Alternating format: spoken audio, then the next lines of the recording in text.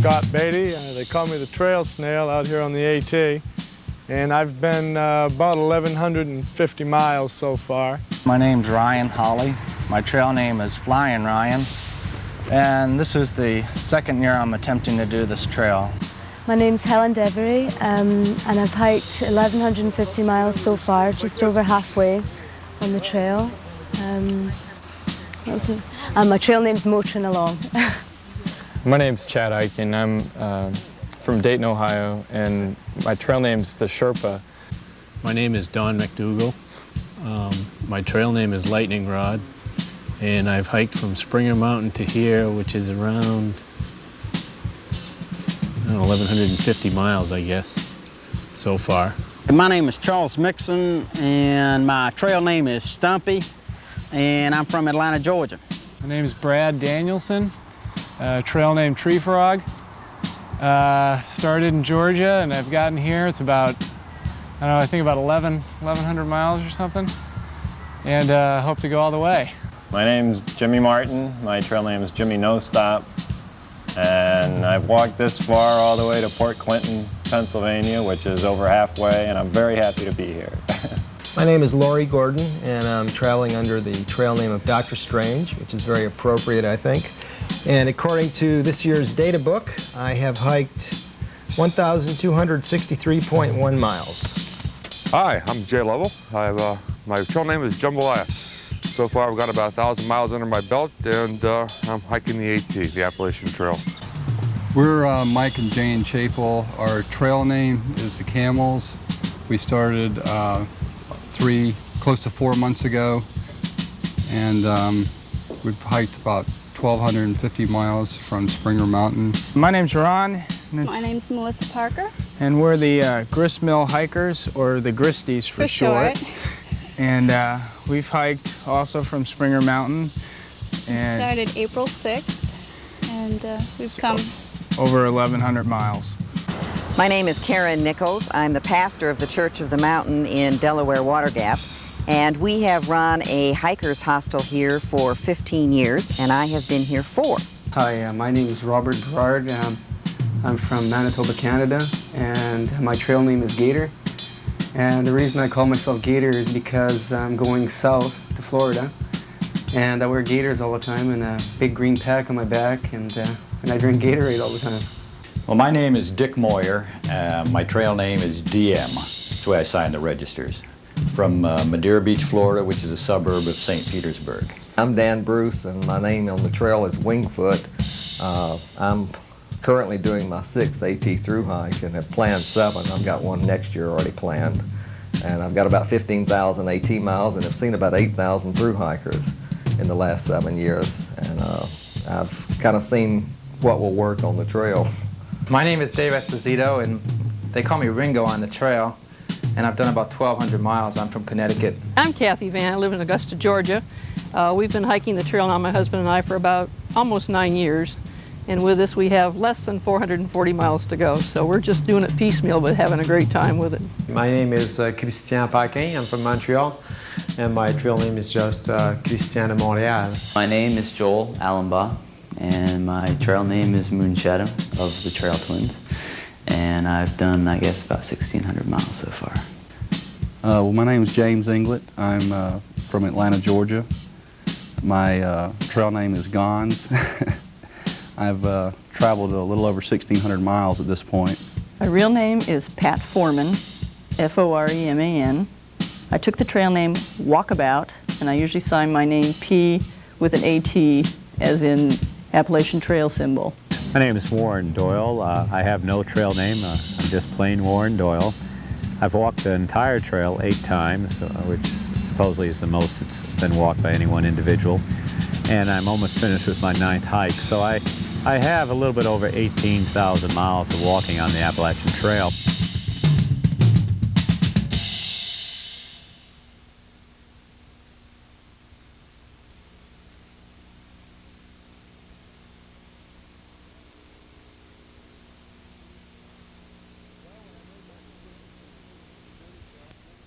Well, when I made my decision to do the trail, I had quite a bit of the gear that I needed. I hadn't sat down and figured out mileage or planned my mailboxes or anything like that. I do mine with a phone call. When I need my food dropped, I call and tell them where to drop it and when I'll be there. I only had about 2 weeks worth of preparation. The only preparation for coming out here is eat as much as you can before you start and take it slow and easy. A lot of people, I think, come out and they try to do a good 15 miles a day, and really the only thing you can do is just, do 8 or stop when you're tired and take it easy. Don't try to kill yourself. I came over here 3 months before I started the trail, and we did nothing until the last 2 days. We bought gear. We've got all our gear in that time. We spent a lot of time comparing what sort of gear we wanted and prices in the different stores. But you can... We joined the Y. We joined the Y to get fit. We didn't do that much. Really, you can come out here, I think, if you don't have to be excessively fit. The first few weeks will really get you into shape. But we were in reasonable shape. Not good shape, but reasonable shape, I think. Much better now. Much, yeah. We did a lot of reading of the Appalachian Trail books, books that are put out by the ATC. And that really helped us understand what we were getting into. We knew it was going to be tough, and the reading experiences by other hikers really helped bring that home. And in addition, we did do some working out at the gym. Helen did a lot of swimming, and we did a lot of practice hikes too, which are really important. I took a data book and laid out a schedule so that I'd have an idea of where to mail things to and when, based on, I think I based the schedule on 15 miles a day average hiking. And I planned it for about 8 months, seriously planned it for about 8 months, and did a lot of research for the past year before I came out. Made initial food drop packages up and have altered them some along the way, but most of what I've planned so far has pretty much come fairly well on schedule.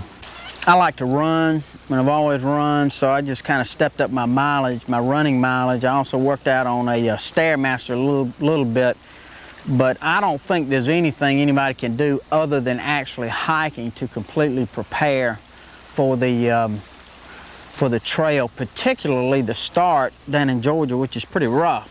I just don't think there's any substitute other than actually getting out there and taking some practice or some shakedown type hikes.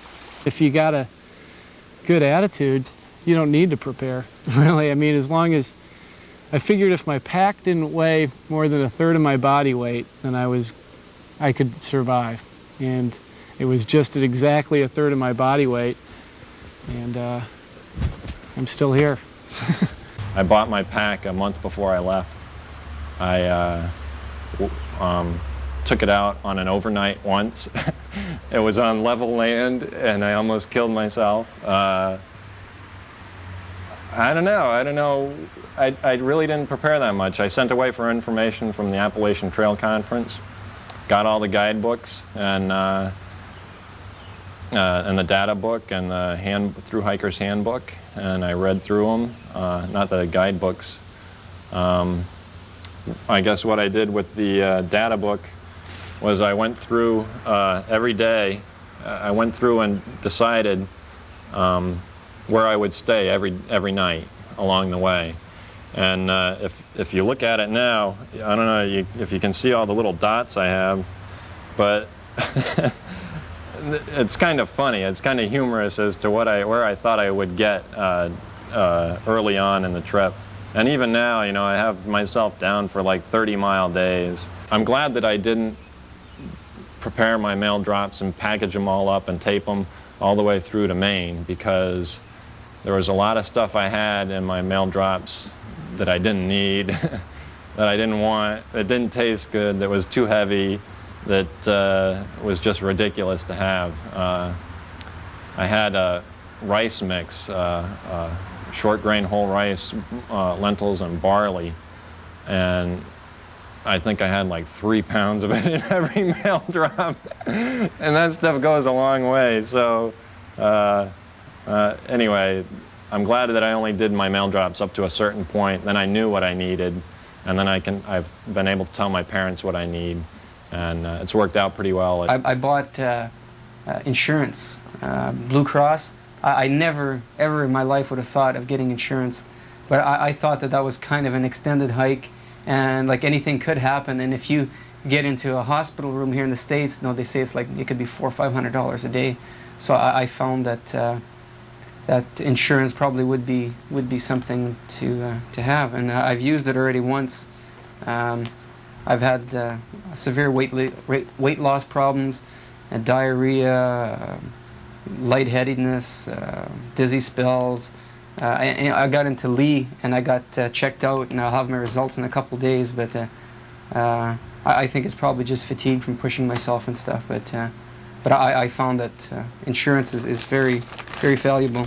Being from Florida, where it's about as flat as it can possibly be, there isn't a whole lot I could do. Now, I did go out, and every weekend I would go out and try to do as much walking as possible, mainly to break the boots in.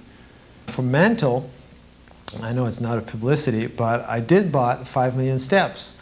And one thing that I like about this movie was you can, I mean, the video tells you all the bullshit that you will see on the trail, except poison ivy, actually.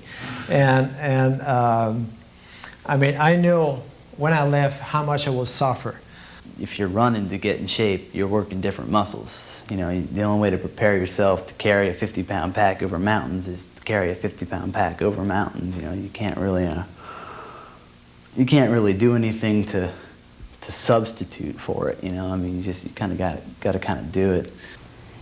If you like backpacking, just kind of take whatever backpacking you've done and extend it for about 5-6 months, and that's what you're getting. So if you went out for a week, take that and add a few extra weeks to it. It's one long, continuous backpacking trip.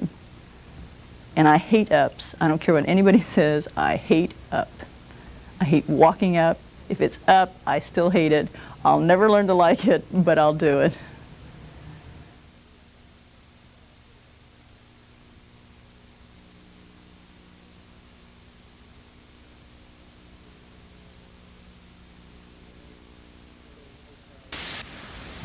I don't stay in hotels when I get to a town. I either camp or find a shelter somewhere.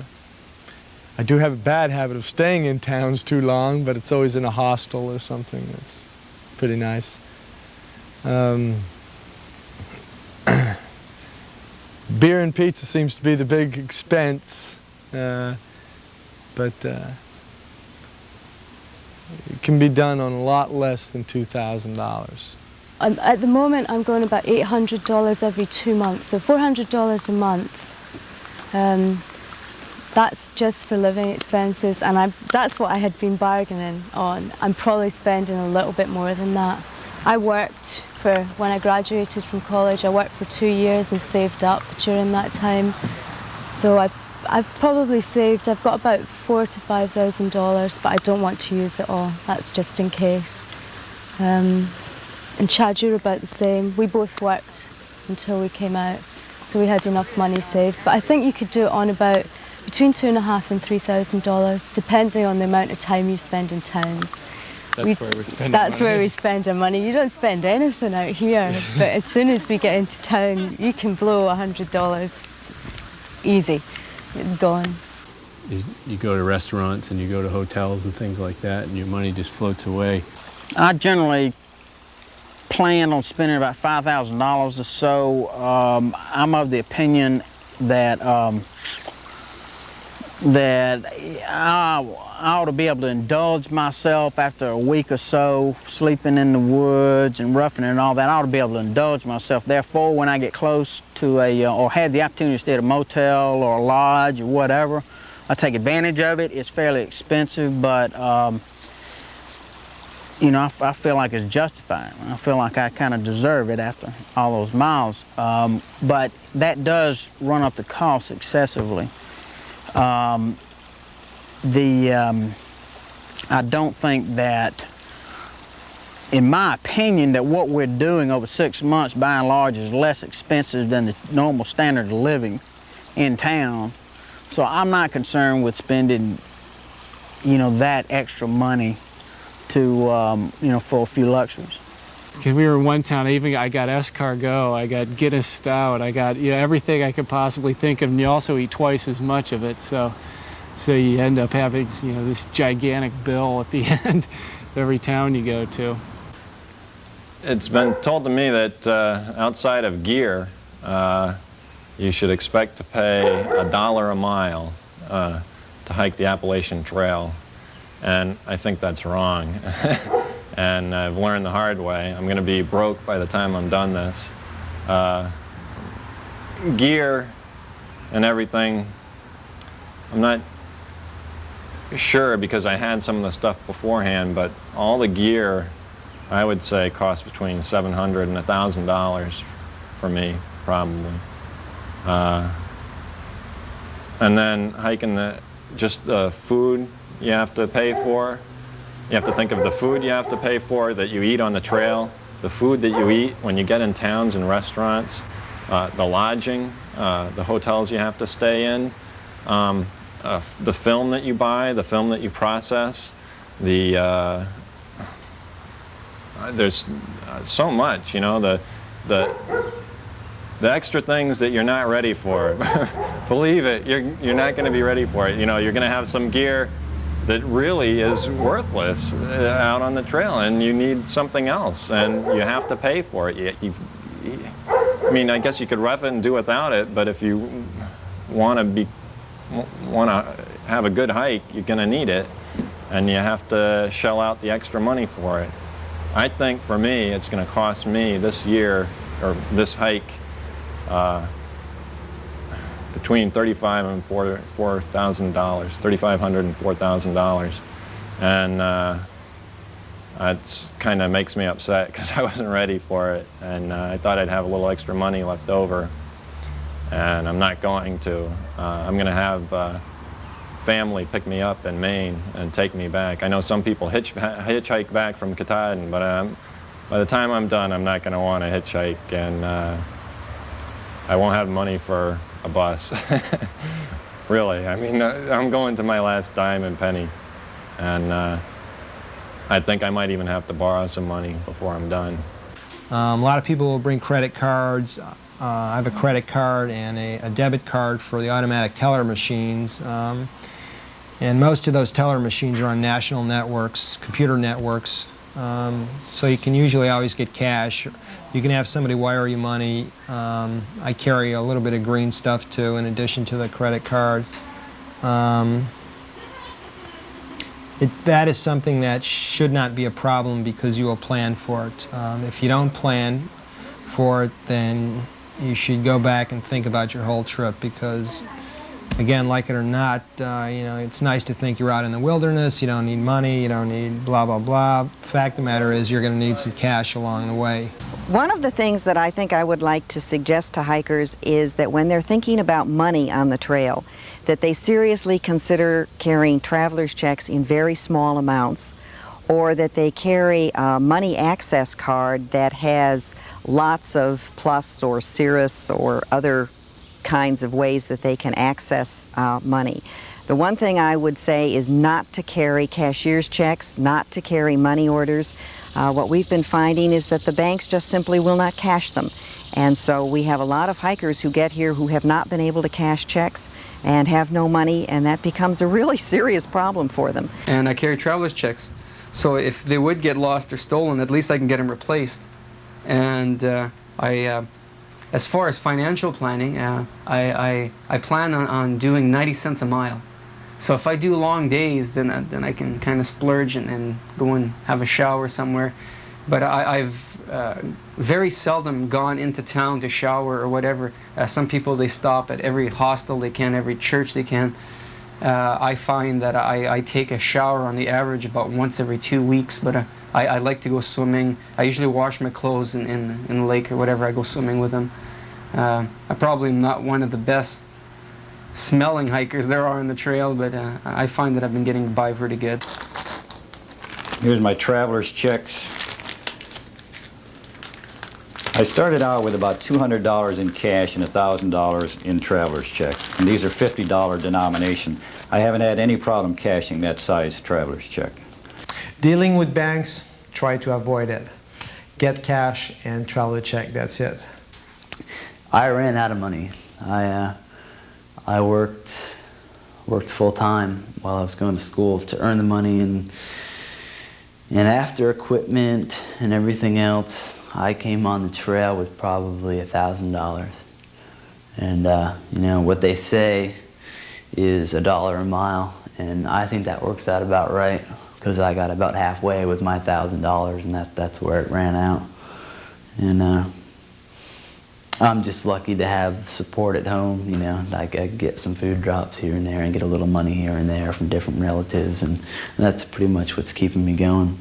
If a hiker wants just almost a total woods experience with very little town visits and so on, and one can do the trail fairly inexpensively, I would say probably with a minimum of $1,200–1,400, and that's really cutting it close. But if for a normal through hike, which means going into towns, having a restaurant meal fairly often, staying occasionally in a motel, taking advantage of the social opportunities that come up, then probably a good rule of thumb is $1 a mile, and to budget that way, maybe with a little extra toward the northern end of the trail because it's a little more expensive in New England.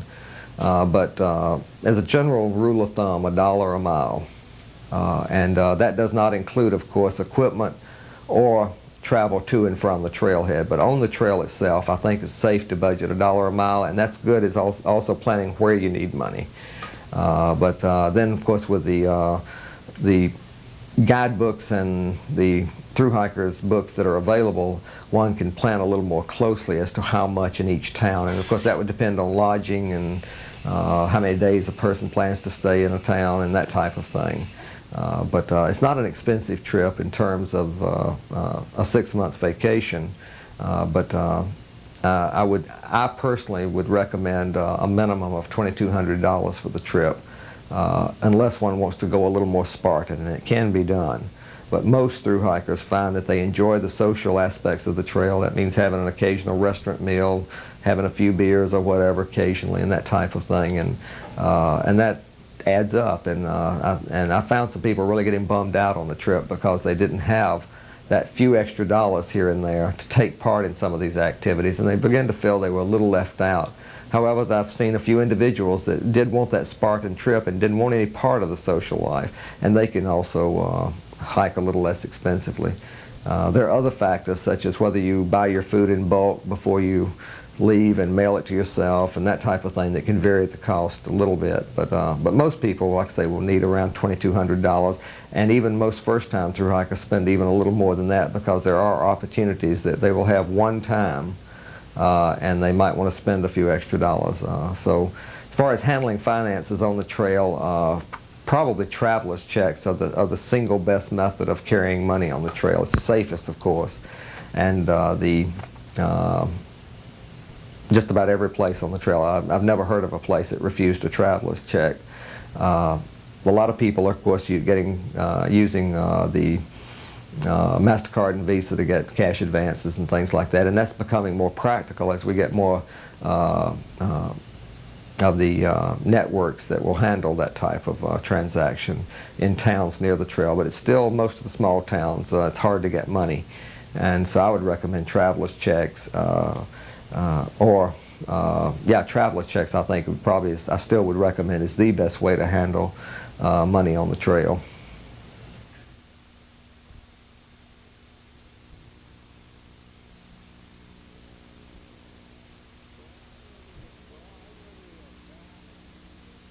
Well, I wear the Vask Sundowners. They're a medium weight leather boot. I really like them. They give you support, but they're they're not heavy like the big leather boots. They're a real good product. A lot of people are wearing these boots, and I don't know of anyone that's had some severe problems with them. I've only had 2 blisters the entire 1,100 miles so far. My camp shoes, I like those fairly near the top. That's the first thing I do is take my boots off. These are really good trail shoes, Tevas. They slip on real nice, and they're better than, I guess, slippers because they're kind of like shoes. And if they wear out, you just call up the store and you can get another pair. These are HBB Browns. I don't know, they kind of look like dress boots. But there was a guy in Damascus who was had a whole table full of hiking boots that were real cheap. So when I was in Damascus, I knew I was going to need a second pair, and I just tried them on and bought a second pair of boots. So far, they've worked out nice. And sometimes I keep my extra socks for switching in the middle of the day. I just got these. These are Thorlos. And they're a real nice sock. They're a Wingfoot version. Right now, I'm wearing a heavyweight hiking boot that, for the pair, probably weighs 7 pounds. This is called a Vasque Whitney, and I've had this boot for 17 years, I guess. It was the boot of choice when I really started hiking a lot years ago. And it was the way boot makers were making shoes. And I've always worn a pair like this, and cost being sort of an issue and not wanting to go out and buy new boots for this trip. I'm wearing these now. I actually have most of the way have worn a pair of custom-made boots made by Limmer boot makers in Intervale, New Hampshire. And the sole split on them, so right now they're being reworked. They're a similar style heavyweight leather boot with thick lug soles. And I hope to have them back in a couple of weeks. They fit my foot better because they're a custom-made shoe. They are heavy to carry, but they're all I've ever hiked in, so it doesn't really make a difference to me. I've watched people blow out lightweight, high-tech hiking shoes all along, and haven't had a problem with blowing out a pair, so I'm not going to change. Footwear, I'm the only one that does this that I've noticed. I wear little kind of hiking shoes. They are, these particular shoes are made by Merrell's. I already went through a pair of hiking shoes made by Vasque. They are a little over a pound. They're very light, and they've got a pretty good sole on them. They're not very durable. I kind of expect to get 500 miles or so out of a pair. And in light of the fact that they are light and they're fairly inexpensive, then I just prefer to go with the hiking shoes. A lot of people wear the big leather hiking shoes or the big hiking boots or the high top type shoes because they need ankle support. Well, I've never had any problems with it because I got such short, fat ankles, and I don't need the ankle support. So I just prefer the hiking shoes. This is my third pair of shoes. I like the lighter weight shoes. I've had 2 that are made by Merrell. I got these in Washington when I was there for the 4th. The soles have a tendency the treads wear out real quick. But as you can see, I like the 2 pairs of socks. They keep my feet nice and tight in there. It gets a little hot, but you're going to get hot anyway, so you might as well be comfortable. I started out with a pair of Dunham boots, which were really heavy and suede, or kind of suede leather, and they weighed a lot. They must have weighed 6 pounds, and I finally they were something that I had before I started out, and I hadn't realized that they had kind of dried out and tightened up on my foot. I thought I wore them around enough before I started out, but I guess I didn't, and I got a lot of blisters from them. And so finally I bought a pair of boots from LL Beans, and these are Cresta hikers, and I would say they're supposed to be for rugged terrain hiking, and they've worked pretty well. I like them. These boots were made by the Merrill Company. I've had them maybe 7 years or so. I've worn them on other trips. And as you can see, the Pennsylvania rocks really did a job on them. I'm going to try and get them resoled, or I may just have to get a new pair of boots. From Springer Mountain, where I started, up to Harper's Ferry, I was wearing some medium weight boots by High Tech, combination leather and fabric. And they did pretty well, I think. When they get wet, they dry out fairly quickly. I don't think you need a real heavy leather boot like this for down south. For the rocks in Pennsylvania, as I think anyone who has traveled through it can tell you, you need something a little stronger. In addition to this, to the ankle support that you get from these, a lot of the rocks are really sharp and they can cut in. If you were wearing a pair of lighter weight boots, the rocks could go right through the fabric, and that's where the leather really helps you in Pennsylvania. And I also wear some extra padding. These are Spenkos, which you can probably get in any sporting goods store. Somebody asked me about my shoes the other day. They're Merrill shoes. They're basically the wilderness type. A lot of people have had problems with them on the trail. The soles right inside here and right down here will pop off. Mine started happening right around Duncannon, and what I did there is I went into Duncannon. There was a cobbler there, and I had him put new soles on because they're pretty worn. But if you can see, I had him nail them all the way around. Now that adds about a good 4 to 5 ounces, maybe even half a pound onto my boots. But so far they've held up. I'm happy with them. I still consider them cruel shoes though, because they'll tell you when you've gone 10 miles. You'll cry when you've gone 15 miles, and by the time you do 20 miles, your feet will drop until the morning when you wake up. And the worst thing in the world is when you get up in the morning and you step on your feet for the first time, it shockwaves through your body. My gaiters, I got these just down south of the Shenandoah National Park. I had a pair of small ones, but they didn't really keep the water out. These right here keep the water out very nicely. They also do a good job of keeping the rocks out. They usually end up to here, especially when it rains, or when you're going through what we call a car wash, which is weeds that are up to here, or weeds that are up to your waist. It might be dry out that day, but with the dew and everything, you get a lot of water in your legs. And they actually come up like this. They fit in there really nice. They keep the rocks out and stuff like that. One of the biggest concerns I had was financial. I decided I had to make this trip on around $1,200 because I just couldn't come up with a whole lot more money than that. So most of the decisions I've made have been based on money. If we take a look at the equipment I'm using, for example, the boots. These are Sears boots. I've hiked but tomorrow it'll be 1,400 miles I've hiked in these boots, and they're holding up real well. I haven't had any problem with them. These were $38 boots. The only consideration I had was that they had to be leather, full leather uppers, and other than that, I just want something that's going to last.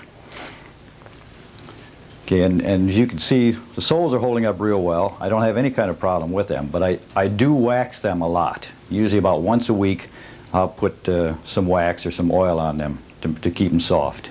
Now, I wore these boots for almost 100 miles before I started on the trail. And I also put a lot of oil, a lot of wax in them to get them good and soft so that they fit themselves to my feet. It's still not the same as walking on the trail, but it's a big help. And I've had no problems with blisters, just minor ones, but a little tape over them, that took care of it. These are my camp shoes. They're just really lightweight sandals. These are a lot lighter weight than the Tevas or Birkenstocks, and they've lasted me this far. I'm pretty happy with them. The reason I got the open shoes like this is because when you get blisters, like actually I have one right now on the top of my toe because those are new shoes, and I don't know if you can see it, but when you have blisters, you really want something that's open, I think, and then I can use these in the shower too. The one thing they don't work well is if you're in a town where you need to do a lot of walking, you're going to either have to wear your hiking boots or you live with these. Like in Parisburg, you had to maybe walk a mile or two to get to different places. And there comes a point where walking around in these sandals or flip-flops is hazardous. So those are some of the things to think about when looking for shoes. How far do you think you'll be walking? A lot of people have those aqua socks, but you know, if you're going to have aqua socks, they're fairly heavy. You might as well look for very lightweight pair of running shoes. That would be sort of my advice if you want to have the ability to walk more. But I'll tell you that I've used these in many a shower, and I've also, walked in the water with them, and they dry nice, and I just stick them in my pack wet, where I guess if you had running shoes, you'd be limited as to whether you could put them in the shower, take them into the shower with you. So that's the whole fun of this, is making those kinds of choices. That's what makes the trail so exciting, I guess, and you can be a unique person. Like these shoes, I started out with the mid-weight Vasks, and I found that when you get to the hot weather, like today, it's supposed to be 97 and humid. Back before Cloverdale, we had a stretch of hot days. My feet, all of a sudden, and I was wearing a single pair of socks with those Vasks, full leather uppers, fairly lightweight boots, my feet were just turning all red because they just didn't breathe well enough. And that's why I opted. I said, fine, I'm going to get the lighter weight boots. And so I have these. They're high-techs. They're all right, but I'm not as happy with the protection from rocks as I thought. I thought I'd have more protection than I'm getting as far as a strong sole. This is all my foot, care, just because I've been breaking in a new pair of boots. My boots went kaput. They're Timberland, by the way. They're not a bad boot. I'm pretty satisfied with them. I called the company, said what I was doing, said that the boots were going on me, and they sent me a brand new pair free. So I, it was worth it. One thing that I really like is second skin, which not a lot of people use that I've seen, but it's like a gel pad, and you put it on if you have a blister. You put it on at night, and I don't know. They say you're not supposed to walk with it. You just use it at night, and then use the moleskin or whatever during the day. But it actually heals it. It's a medicated gel pad. It actually does something. You're not just covering it up. And another thing that works really well are the callus cushions, or the bunion cushions, which are. Let me see if I can get one that's actually out. I guess not. Well, it's like a circle, and then there's a hole cut in the middle. So instead of just covering up a blister, you cover around it so that you release the pressure. Because if you just pat it, you're just building more pressure, and you're going to hurt yourself more. One thing I've learned about sizing boots, and it seems that there's a very fundamental mistake. I don't know exactly where the problem comes from, but very few people know how to size their boots. The trick that I've learned from a couple of very good people, very interested in fitting the hikers, Jeff Hansen being one, and I've heard Mr. Limmer of Limmer Boots does the same thing, that when you put your foot in your boot unlaced and kind of tap it up against a wall, you should be able to slide 2 fingers behind your heel. And what this does is when you cinch your foot back in your boot, it allows you room in the front, so when you're going down the hill that you don't jam your toes together. It seems like not too many people realize this, because a lot of people have serious blistering problems, and even if they go to another pair of boots, you see the same person having the same problems. I don't think there's any pair of boots that'll last the entire trip, no matter what they say. Every year there's a certain boot make that is the rage of everybody, and then it seems like a year or two later you find that same boot falling apart for everybody. The 3 main types of boots that are used are the very lightweight sneaker type boots. Those work well for a lot of people, including myself. I have strong legs and strong ankles, and I love the flexibility of having a lightweight boot. Other people seem to enjoy having a full leather boot, a heavier boot, to protect them from the abrasion of rocks and things of that sort. Plus they feel it gives better support. And my only suggestion there is that you just try on a lot of boots, and preferably with a loaded pack if you can do that. You might have to walk into the outfitter with your pack loaded and try on boots, but I would suggest that you do so, because you'll get a true idea of how that boot's going to feel on the trail.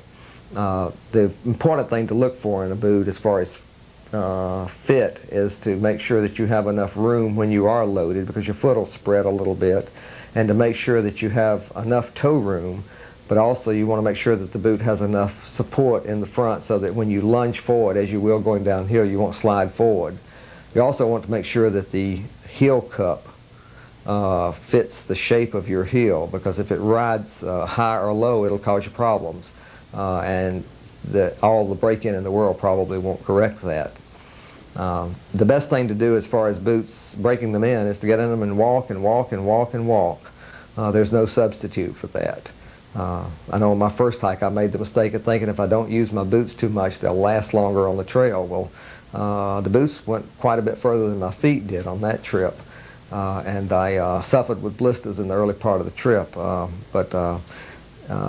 Breaking in boots is very important. You'll probably need at least 2 pair for the trip. That doesn't mean you have to buy 2 pair, but at least be prepared to buy a second pair along the way. And it's probably a good idea to have 2 pair to start and try to get them both as broken in as possible. I've used as many as 5 sets of the lightweight boots, although I've gotten as much as 800, 900 miles out of a pair of lightweight boots. The full leather boots will often give quite a bit of more wear, although not necessarily so. There are people that have gone the whole distance in just about every brand of boot made, and there are other people that have only gotten 400 miles out of them, so there's no way to predict. It depends on your hiking style, and some people are just rougher on boots than others. So be prepared to buy at least a second pair and possibly a third pair along the way somewhere. And it's not hard to find boots. As you go along, you can order them from the mail order places and have them sent ahead, and or even arrange to have your outfitter back home mail a pair of the same boots that you started in if they're working well for you. Socks are another important item. I personally carry as many as I can justify weight-wise because I like to change every day. But you should carry either a lot of socks or be prepared to wash and clean your socks often. As to whether you wear wool socks with a liner or one of the synthetic socks, here again, that's personal preference. If possible, buy your boots and socks together so that they will be compatible. People get into a lot of trouble trying to change to a different sock thickness in the middle of their hike. And so it's good to buy those together and make them one system that fit well.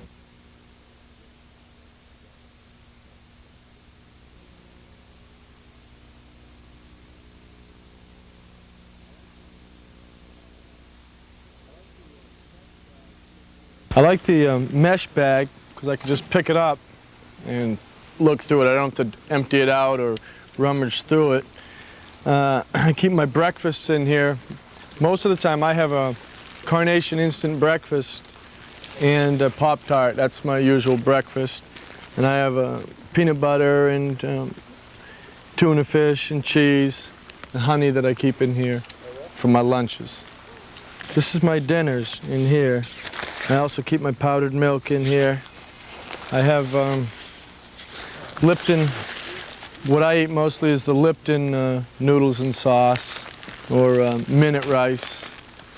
That's what I eat the most of, or somebody else's food. What I think is pretty good for lunch is the English muffins with peanut butter. Just put peanut butter and honey on them.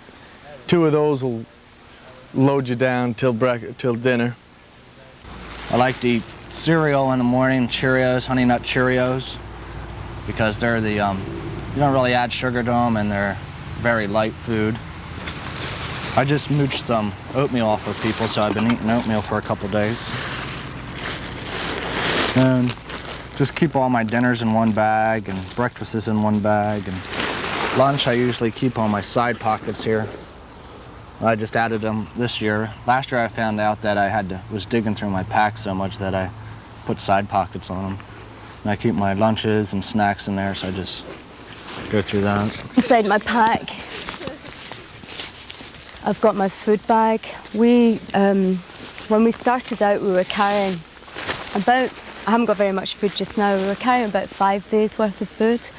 Now we carry 3 days maximum because there's so many small towns through this area that we can resupply in that it seems pointless to carry a lot of food.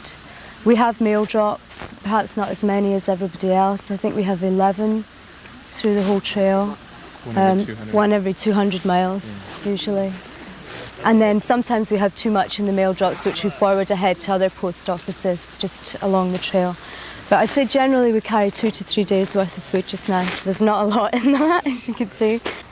A lot of people think that that freeze-dried is the only way to go, and there are a few people that do carry freeze-dried food.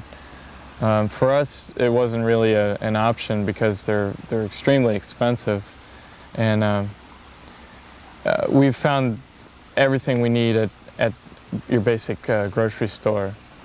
For lunches, for instance, since we're only going about 2 or 3 days between grocery stores, we carry cold meats and bread and cheese, and that'll last a couple days, and we haven't really gotten into the peanut butter routine or some of the other typical hiker foods that you would think of. We eat pretty well at dinners. We carry cans of chicken and tuna, which we add to either rice or ramen noodles or mac and cheese, and it fills us up and gives us all the calories and protein that we need. And when we get into town, that's when we load up on fruits and other vegetables, that sort of thing. Macaroni and cheese, Lipton noodles and sauce. I carry a squeezed parquet, always out of town until that's gone. A pepperoni stick, and that usually keeps pretty well. Usually out of town I'll buy a stick of cheese and that'll last me a couple of days. In the heat it doesn't stand up as well, but if you eat it quickly it's good. I carry a couple of bags of Gorp, and it's sort of my own mixture of peanuts and M&Ms and raisins and dates and almonds and sunflower kernels, which is a good lunch snack type item. Usually out of town I'll carry some sort of bag of small candy bars, either Snickers bars or Hershey's miniatures or something like that. Those generally don't last very long. Candy bars get wolfed pretty fast and passed around and the whole bit. So I always carry a jar of peanut butter with me. Early on I was carrying jelly, but I got to not like the way it gets messy after a time and it gets compacted in the bag, so it makes for sticky bags and stuff, so I stopped carrying the jelly. But I always have peanut butter and crackers with me, always at least for lunch. I prefer for breakfast when it was cold, I preferred grits. I'm in the South, I prefer grits. I was obligated to wear grits around all these Yankees. Now that it's gotten hot, I prefer cereal with powdered milk and honey. For lunch, I just eat candy bars generally all day long. I don't really have a set lunch per se. I just munch on candy bars.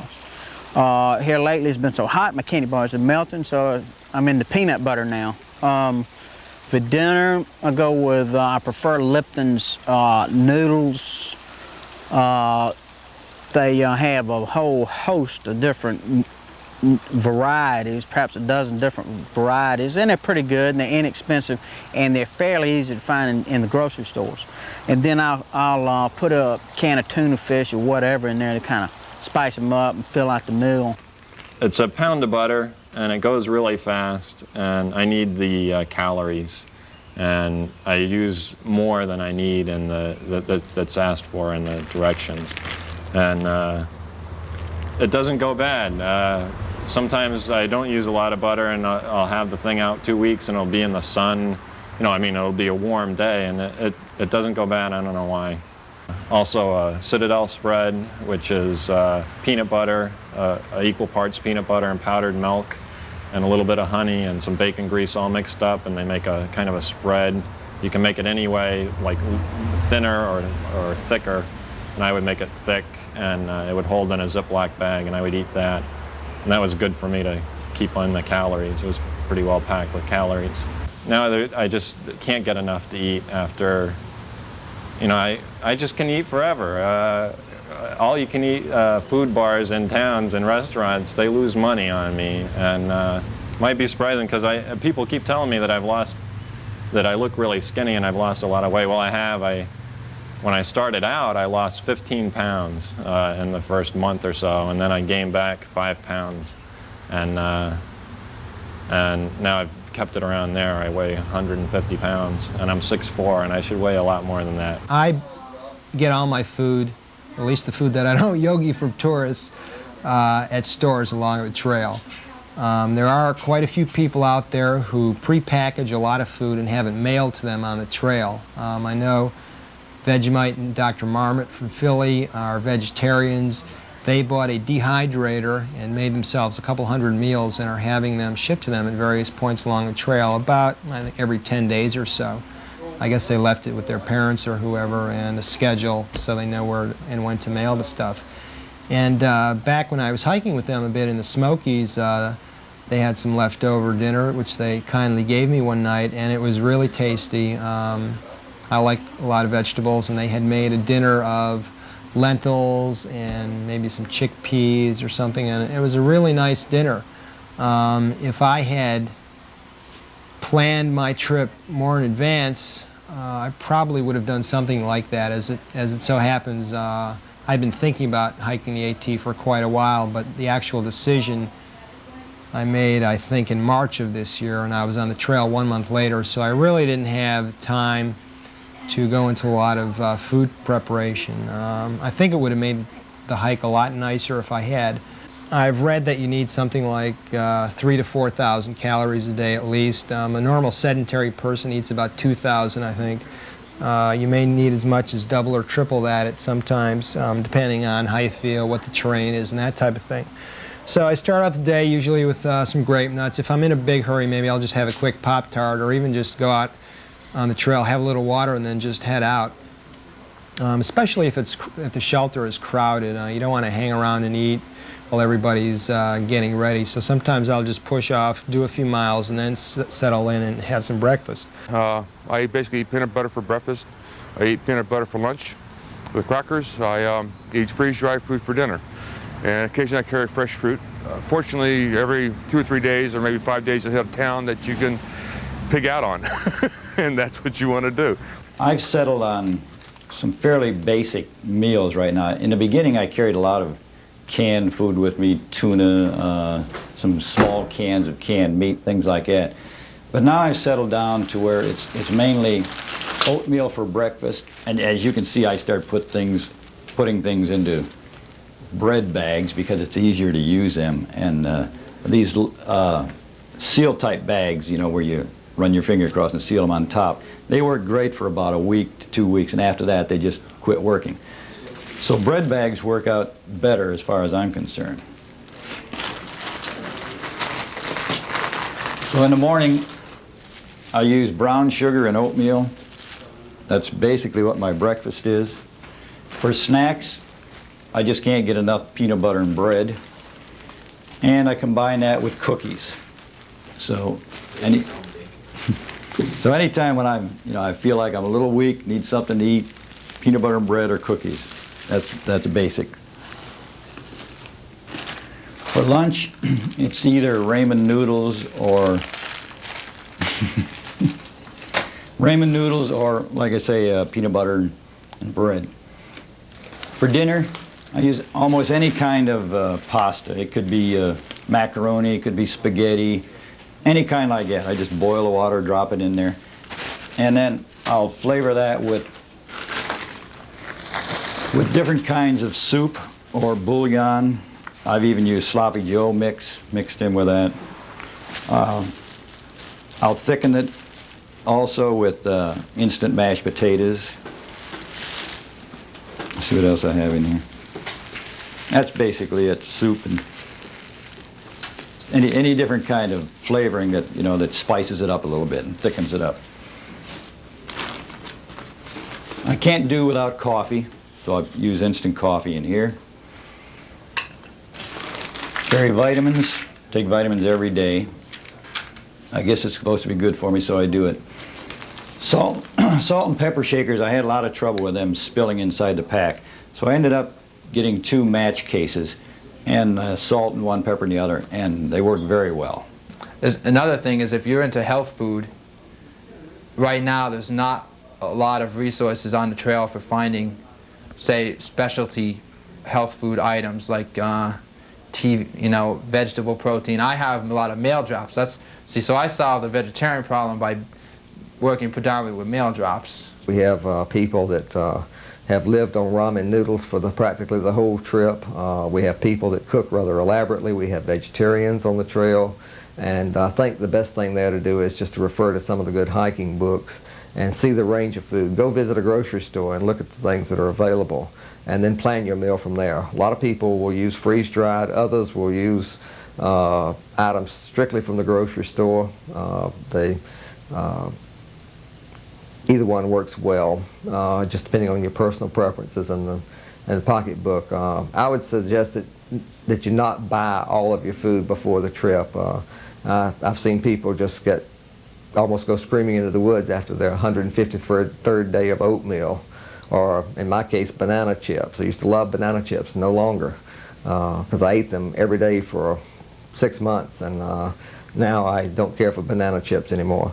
But food is something that really is very, very personal, and I would recommend that you try to buy off of grocery store shelf and suit your own taste. Try to balance nutrition, but generally speaking, you're going to eat such huge quantities of food that it's not as critical as one would think. It's fairly easy to get the basic protein requirement. Fats are hard to take. You'll have to do a little planning to get fats, but there are a lot of items that are easy to carry, such as peanut butter and nuts and things like that have a lot of fats in them. And then the carbohydrates, you just need to balance those off from simple and complex and so on, so that you'll have a good sustained energy level all day. Most people just heat water for breakfast. Very few people cook elaborate breakfasts, and if you do plan to cook a more detailed breakfast, you'll find yourself getting off later in the morning and getting behind, mentally behind or psychologically behind at the start of the day. And most people try to avoid that and eat something very simple for breakfast. And like I say, mostly just boil water and mix it with some kind of hot cereal mix, or just drink tea and eat something, some type of dry things, even Pop-Tarts or things like that. So it's best to be simple with breakfast. And then most people don't even cook lunch unless it's really cool weather. They just eat some type of prepared foods that requires no cooking. Most people also look forward to a hot dinner, and has no more nutrition, of course, than cold food, but psychologically it's really important, and I think that's one of the areas you need to concentrate on is good dinners. Things that will be satisfying and tasty, and something you can look forward to at the end of the day. It's a real psychological boost on a hard day to think of some great meal that you can have when you get into camp. And so some attention should be given, especially to dinners. But lunches you can almost plan as you go along and buy from stores as you go along to suit your taste, because it'll change during the trip, and you can add a lot of variety. Breakfast, keep it simple. Those are just basic rules that I found work well on the trail. When planning suppers, it's important to plan as simple a supper as possible, in the sense that a one-pot dinner that can be cooked in a crowded shelter on a rainy night should be your goal. Thank goodness you don't have that often. But it's just simple to, it's just good to keep it simple, so that whatever situation you run into, you can handle it without having to disrupt everybody around you and cause yourself major inconvenience. And you cook some pretty good one-pot meals, and then supplement them with other things. And that's what I would suggest for the trail.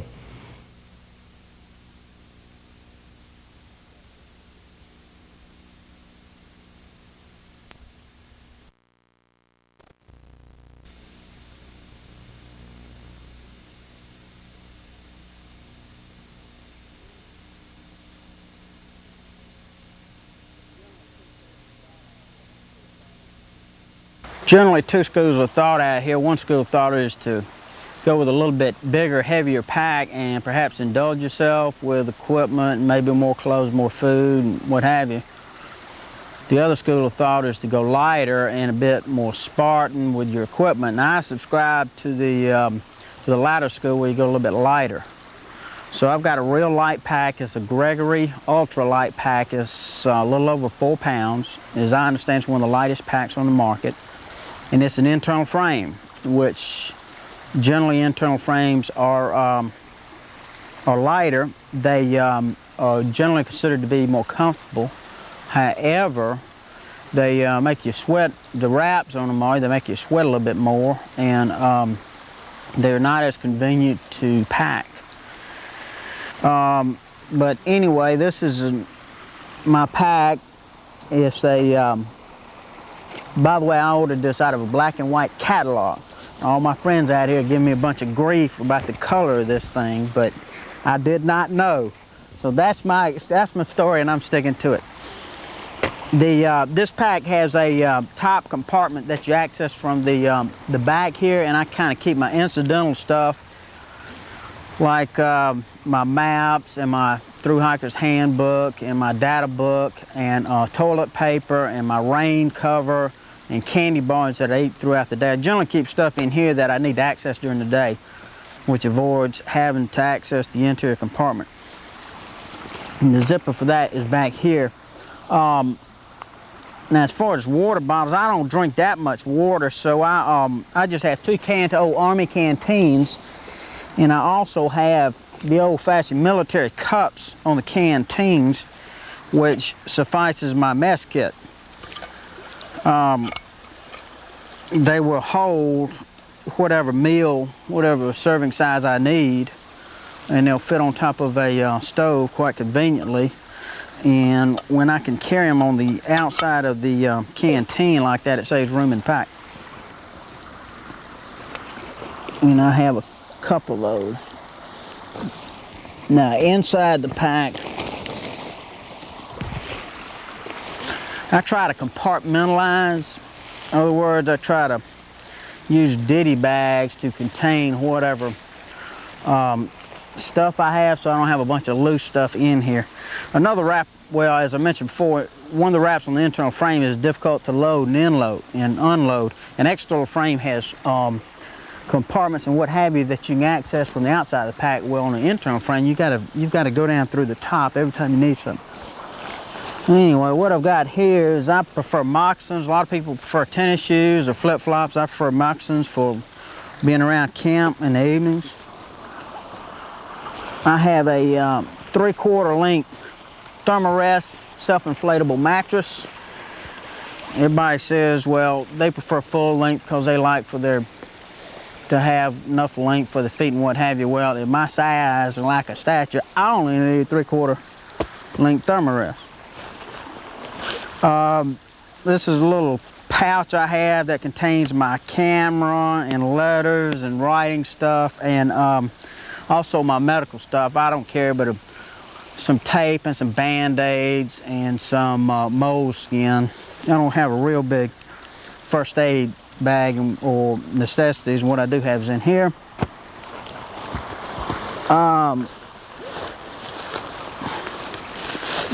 This is my food bag that is kind of heavy.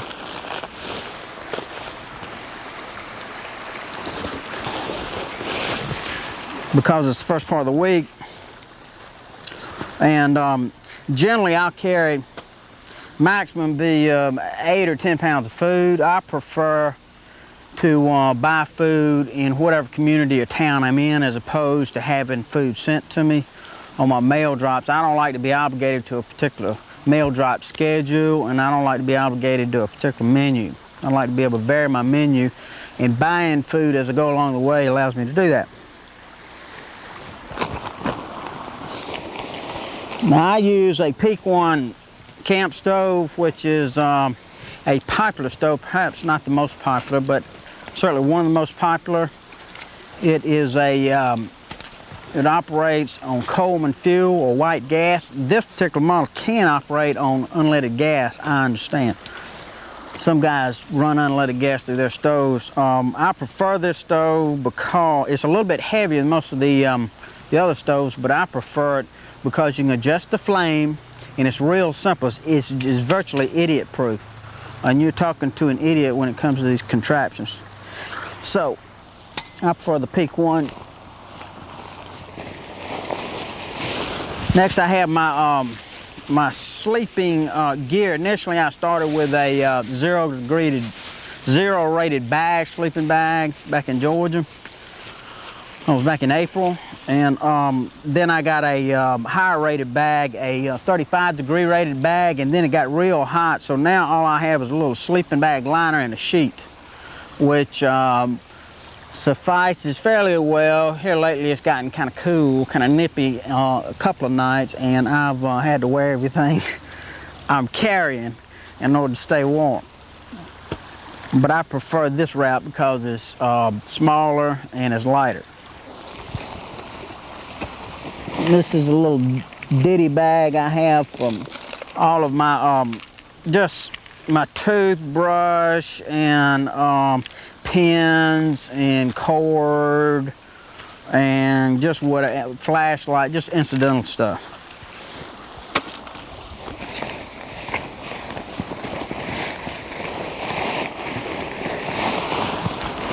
Then I have my, well, actually, I wrap up my clothes in this, in my ground cloth, and I wrap up my sleeping bag in a trash bag. The worst thing in the world is to have wet clothes and wet sleeping bag, in my opinion, and I prefer to take extra precautions to make sure they stay dry. So in addition to my rain cover on my pack and the pack, I'll put them in a trash bag or in my ground cloth to make sure they stay dry. Anyway, I've got my clothes here. I personally carry a couple of pair of shorts, 2 or 3 t-shirts, 1 long shirt, 1 long pair of rain pants, which suffices as my city pants, and 2 or 3 pair of socks. And then a rain jacket. Okay, I prefer to carry a tarp. Most guys or most folks carry tents, but seeing as I like to go light and I prefer to stay in the shelters, I don't tent out very often. Matter of fact, in probably 3 months, I've tented out 3 times. So I prefer to go with a little tarp. It's a little nylon tarp. I've got some little stakes here, and the whole kit and caboodle weighs perhaps a pound, maybe a little bit more than a pound. Most tents, so the lightest tent I know of is about 3 pounds, and most of them are a little bit heavier than that. And that's really about it. Fuel bottle, I go with the smallest fuel, one of the smallest fuel bottles available. There again, I feel like, you know, the convenience of going light with the smaller bottle justifies not having a whole lot of fuel. It is a bit of a pain sometimes. I have to hustle up Coleman fuel in town, but that's my preference. Anyway, totally, first part of the week I think I'll be around 35 pounds loaded down with food. Toward the end of the week I think I'll be at 30 pounds, maybe a little bit less when I'm out of food. My walking stick, again, that's a cheap choice. This is nothing but a piece of bamboo that I cut from a bamboo grove just outside of St. Petersburg. Interesting thing I'm doing here, each state that I come to, I'm just carving the date and the state as I reach them. So right now I'm in New York. Soon I'm going to be in Massachusetts. It's a JanSport pack, the Adirondack. I chose that based on price and volume. It's about a 3,600 cubic inch pack, and it costs $90, give or take a little bit. It has 5 outside pockets to it, which gives me quite a bit of variety, plus 2 inside storage areas. If I start on the top here, instead of a tent, what I'm using is a tarp. This is a 9x9 6mm vinyl tarp. And I have, if I can get one of these out here, I'm also using the aluminum pegs. I started out with the thicker plastic pegs, but I found out there's so many rocks on this trail that you just can't get them in some cases. So being 9x9, it gives me all kinds of room when I when I put the tarp up. The way I raise this tarp is I have to have one tree in a relatively flat area to put it up in. And I'll tie one corner of the tarp up to the tree, then diagonally down the other corner I peg into the ground, plus the other two come down. So it looks similar to a half a pyramid when it's up. I also have, on the inside of that, I made a ball, a knot of some rope so that I could go around the tarp and tie that tight and let some rope hang down inside. This allows me to hang no-see-um or mosquito netting down on the inside of it to just lay over me while I'm sleeping. Okay, inside this, the pack, here I'm using, it's just a Glad compactor bag cover. And a lot of these ideas I got were from Colin Fletcher's book, The Complete Hiker. I read that thing through completely, and he has a lot of good advice in there. So I'm using a Glad compactor bag as a cover. I made a couple of gaiters out of just some plastic bags, which I put over my shoes. Raincoat I had, it's simply the top of a raincoat. I had the pants bottom too, but they got so hot, I just finally threw them away, and they were a little bit too heavy. Guess that's all I have in there.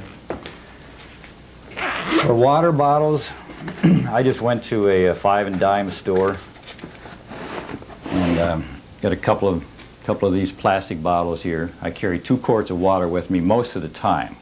That's about 4 pounds of extra weight, but it's really convenient sometimes. It allows me to camp wherever I feel like it. One of the reasons I went on this trip was as a camping experience as well as a hiking experience. So I wanted the freedom to be able to stop anytime I felt like it. If I find a really nice view, or I can set whatever mileage I want. I'm not held to the shelters that way. So I have 2 1-quart containers of water.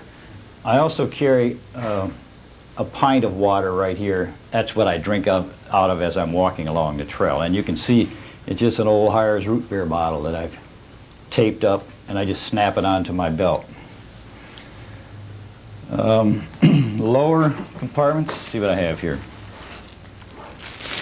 Here's a 35 millimeter Rolly camera. I've had this for years, and I definitely recommend carrying a camera with you on the trail just to record your experiences.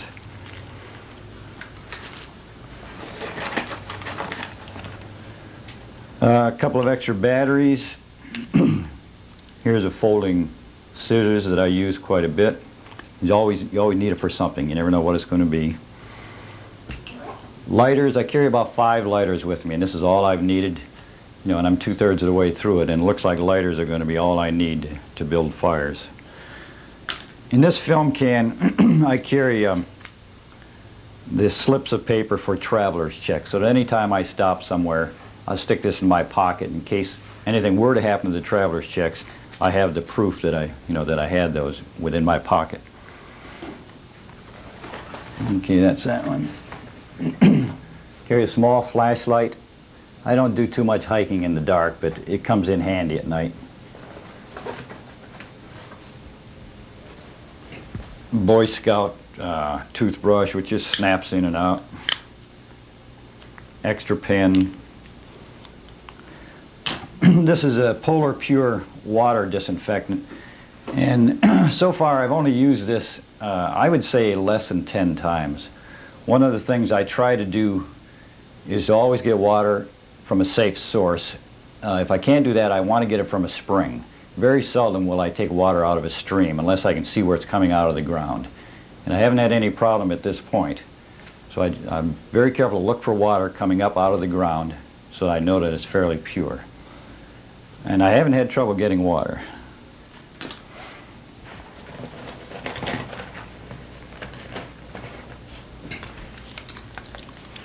Toothpaste, some more lighters, another pen. I carry a mirror with me and my knife, which I've used very seldom. But the only time I use this knife is to carve into the walking stick what state I'm in when I got there.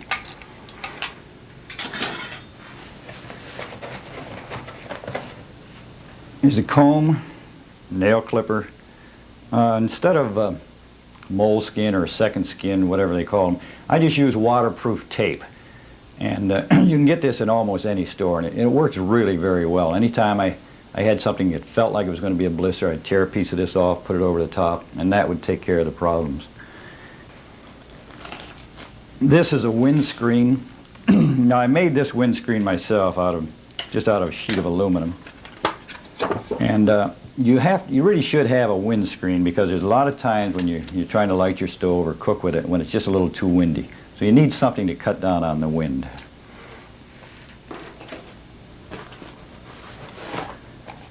As far as guidebooks and that type of thing, I started out with all the maps, the guidebooks, the 1990 Philosopher's Guide, and the data book. And I was talking with somebody who had thru-hiked the trail the year before, last year, and he said all you really need is a Philosopher's Guide and the data book. And I decided to try that.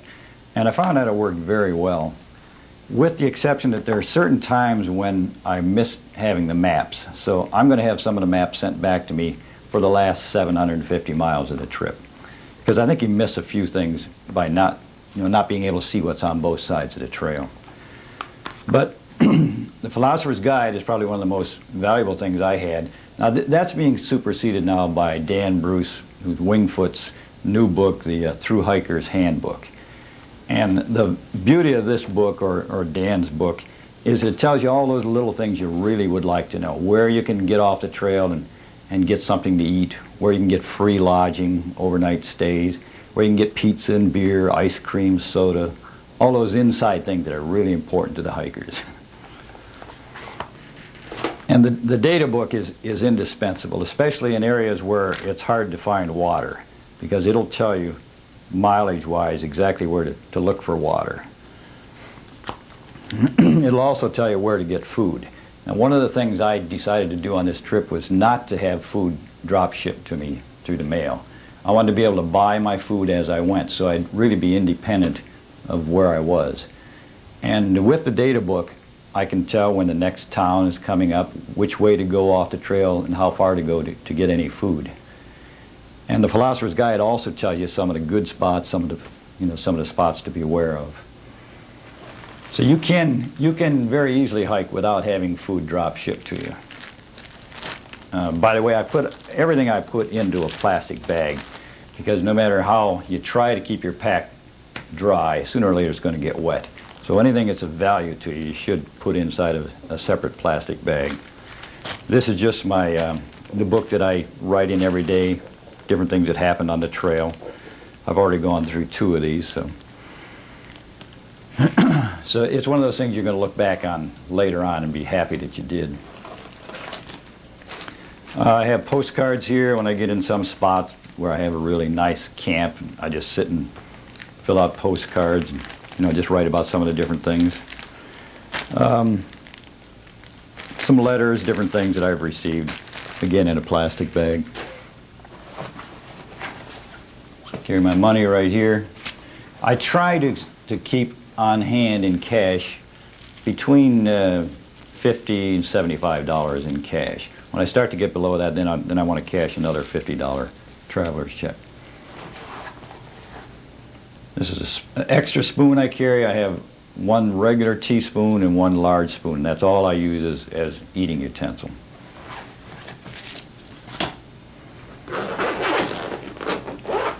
Okay, this lower compartment is food. I'm sorry, this food's on top. This is clothing. I started out with food on the bottom, but I didn't have enough room in here. Eventually I had to move everything over and swap it around. And that helped to get a little heavier material on top anyway. So this is just a net bag that I use as a pillow. And in it I have a spare pair of shorts, bathing suit, and another t-shirt. This is my clothes bag. I carry 3 pairs of socks. I have another shirt, a long sleeve shirt, which comes in handy sometimes when you're in an area where there's a lot of mosquitoes and you can roll the sleeves down. It's a very lightweight long sleeve shirt, plus a windbreaker jacket, which is a lightweight nylon. I've also got a towel in here which I cut in half so to conserve weight, it's just a half of a regular towel. This is an indispensable tool here, which goes along with this toilet paper. This is a candle lantern, which puts out enough light to read by, and I haven't used it all that much, but there have been times when I really wanted to do some reading after dark, and it comes in handy for that. I only have one candle. I carried a couple of spares with me for about 200 miles, and I finally got rid of those. Rope for tying up the food bag. Rope comes in handy in so many different ways that I carried about 75 feet of nylon rope with me. This is something I carried about half of my trip so far before even using, and it's a hammock. And the first time I used it was about a month ago, and it's such a pleasure that now I look for a good spot where I can just set up my hammock and lay there and read a while before I start cooking. And the way I do it, I hang it between two trees. I put my bag here, my stove over on this side, and I can sit and make coffee while I'm reading my book and just cooling off in a hammock. And I'm really happy that I didn't decide to get rid of this.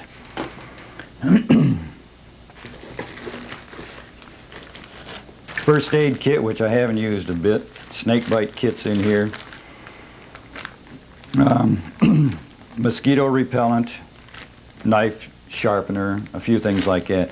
I haven't used anything in this bag. I'm not sure why I continue to carry it with me. Here's my mosquito netting. And this is just 2 yards of no-seam netting that I got from Campmore. By the way, I got most of my materials from Campmore. They're about as reasonably priced as anybody is. I tie one end up to the, like I said, to the tarp, and this I tie to the rope that runs down diagonally down the middle of my sleeping tarp. So I can hang this right over my head, and it covers up the whole upper half of my body. Does a very good job.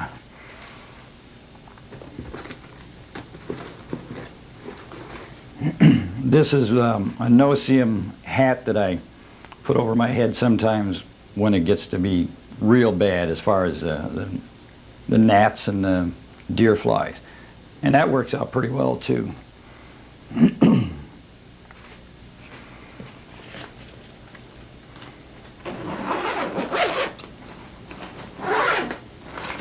Now, in my upper compartment, I have a regular Sierra cup. This is the pot that I cook in. I carried a skillet with me for, I would guess about 2 months. I used it one time to fry some bacon, and I decided that was a waste of weight, so I got rid of the skillet. If I were going to get another pot, I'd get one just a little bit bigger than this. I'm not sure what size this is, but it's just a little bit small. So sometimes I end up having to cook 2 meals instead of just one. I have a Sevilla stove. It's the only stove I've ever had, so it's hard for me to compare one with another, but I've been very satisfied with this one. You can turn it down to a fairly low heat, or you can turn it on to where it really blasts away, and it does a real nice job. Top comes off, you just fill it right here. I've had no trouble whatsoever with the stove.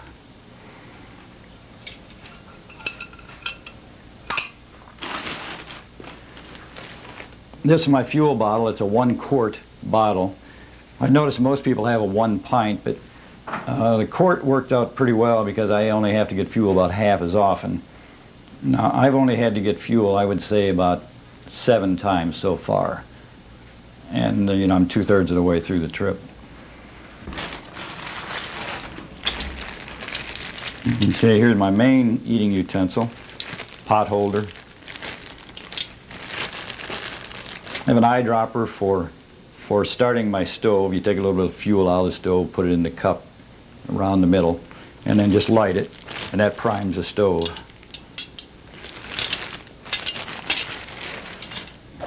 Now this plastic bag also is the bag that I put all the food in, tie it up and hang it up in the air in bear country. So it's another Glad compactor bag.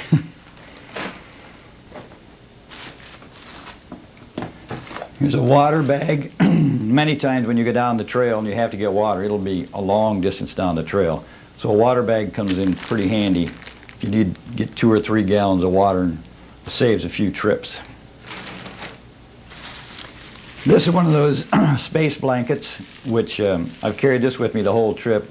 I've used it about 3 times. The first time I used it was down in Georgia and got hit by a real quick hailstorm, and I was glad that I had this. I was wet and shivering, and I wrapped this around me, and it really did a good job of keeping me warm.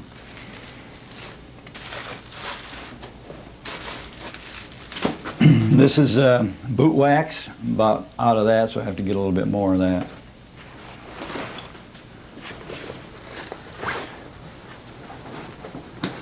Okay, right here I have this is about a 6x6 piece of lightweight plastic. The only time I use this is when I get hit by a sudden, unexpected rain.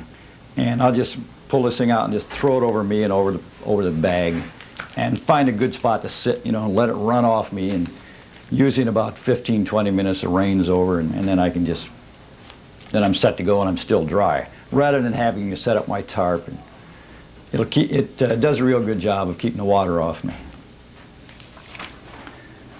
My sleeping arrangement is all right here. This is a 3/8 thick foam pad. I have a ground sheet here, and in the middle is a lightweight blanket, which I have inside of a plastic bag.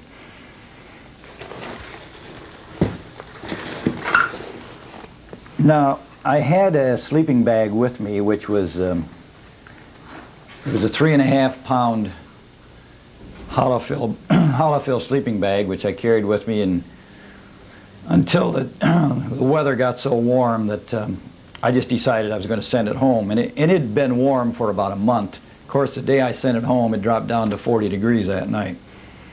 So I shivered, shivered quite a bit that night. And right now, all I'm using is the lightweight blanket, which I picked up. And that'll be good enough until I get closer to New England again, and then I'll have to get my sleeping bag back again. I purified my water as I was going through the Smoky Mountains because of all the use there. But other than that, I haven't purified my water at all, and I've had no problems. Probably gambling a little, but when I get up north where there's more beaver ponds and things, sometimes you have to use those as a water source, so I'm sure that I'll put a few iodine tablets in the pond water. This is a pretty important thing on the trail. Make you do a lot of miles. The Walkman. I do have the heavier version though.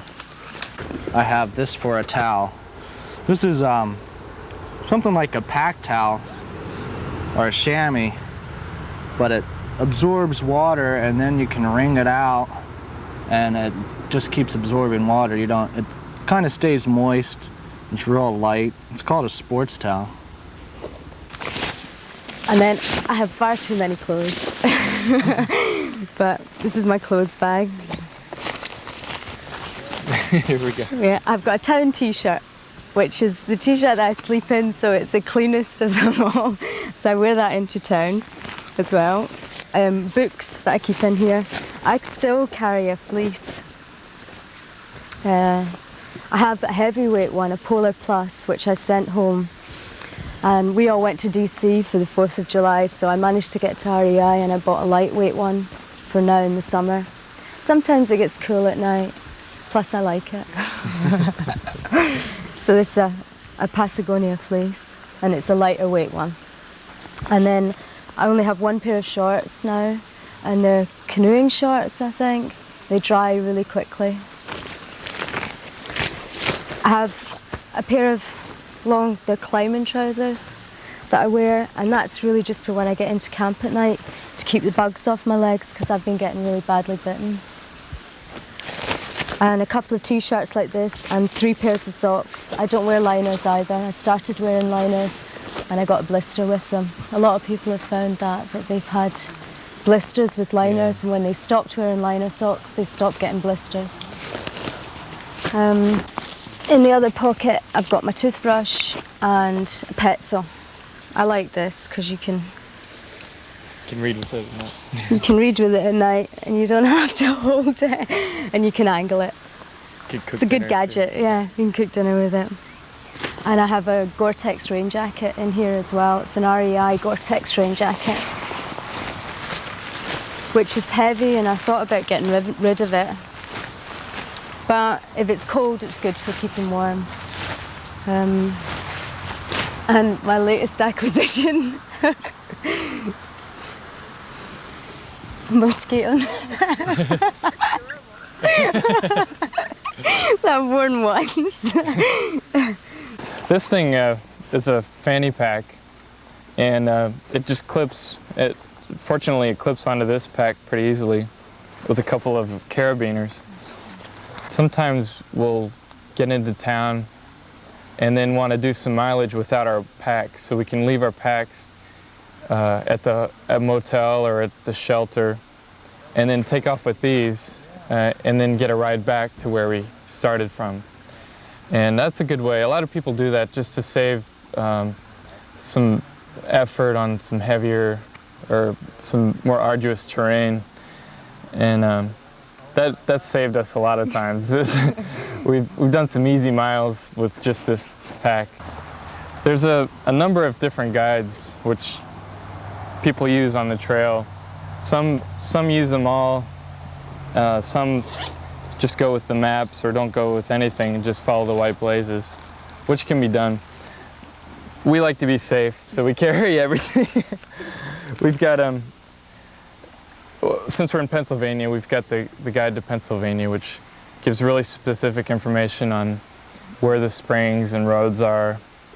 So that's good, but we haven't really used these state-by-state guides as much as we probably should. And you can really do without them pretty easily. Wouldn't you agree? Mm-hmm, yeah. The Appalachian Trail Data Book by the Appalachian Trail Conference is pretty much everyone has this, and it's good for figuring out how far ahead a town is, where water is. Mm-hmm.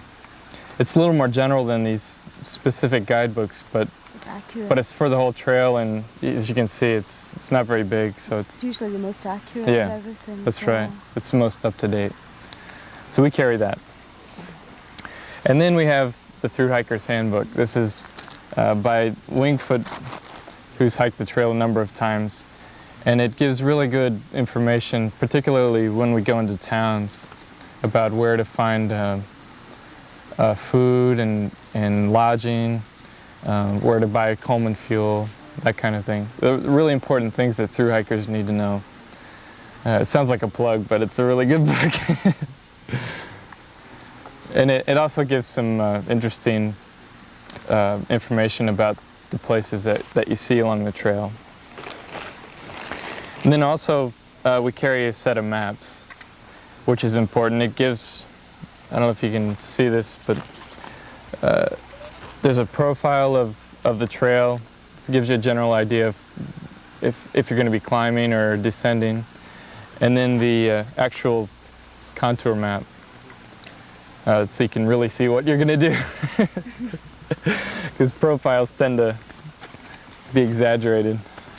Under-exaggerated. Yeah, under-exaggerated. Another luxury item I carry is a book.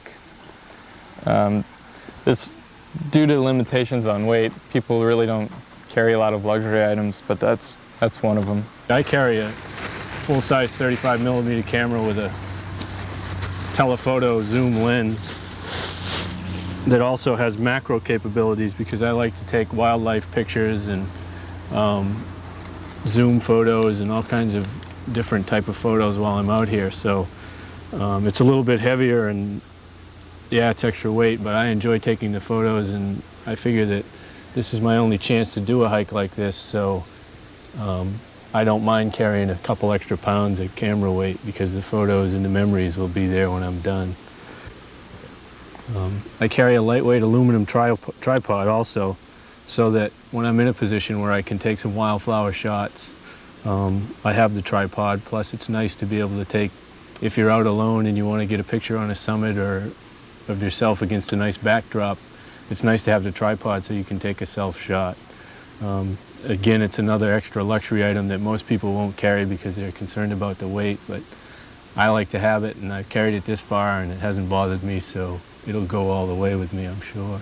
But I do carry iodine in case I come to a real bad looking piece of water. And I mean, once I was so desperate for water, I was walking on a Jeep road and the water was just streaming down muddy, and my filter wasn't working, it was clogged. I had no tablets. I just took my bandana and filtered the muddy street or road water and actually drank it. But I don't recommend it because it didn't taste very good. But I didn't get sick. I have the stove that I have is an MSR Whisper Light, and I like it a lot. It's pretty simple. It boils stuff pretty fast.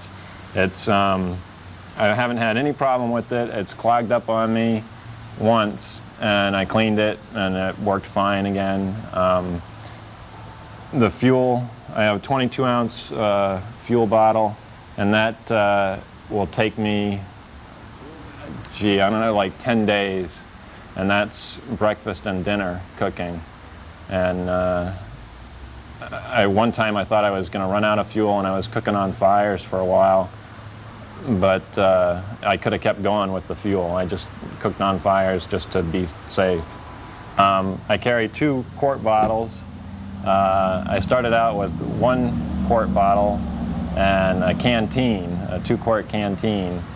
And I finally, along the way, I got a water bag, which is over here. And the water bag has worked fine. Somebody actually gave this to me along the way. It was nice enough to do that. The water bag on the inside, it has a inside bag and then an outside container.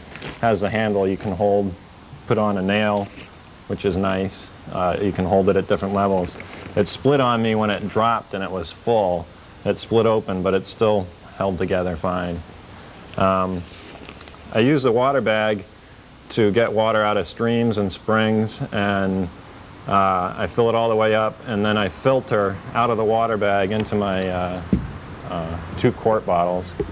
And I filter, I have a First Need filter, which I got in Western North Carolina, and it's taken me all the way this far, and it just started to clog up on me, and it gets really hard to pump.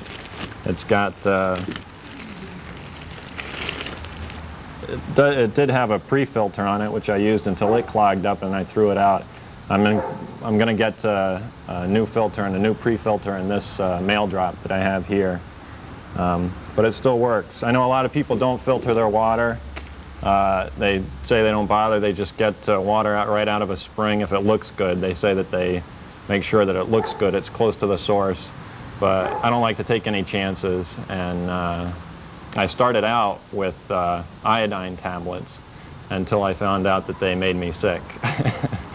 So now I filter everything, and I think most importantly is that it makes me feel comfortable about drinking the water, and that I don't have to worry every time, I don't know, I get gas or something that I got Giardia. When I started out, I tried to go as cheap as I could, because I didn't have a lot of money, so I tried to keep everything I had. And one of the things that I had was this sleeping bag, which is just a square bag. I don't even know what the rating is on it. People talk about ratings of sleeping bag, and I say, I don't know, mine keeps me warm to maybe 60 degrees, and then I bundle up a lot. But I don't know, I think it was like a $30 bag. I got it at Kmart or Caldor, and I always had it, and I figured I wasn't going to pay $100 and some bucks for for another sleeping bag, but I might pay for it up in Maine, I don't know.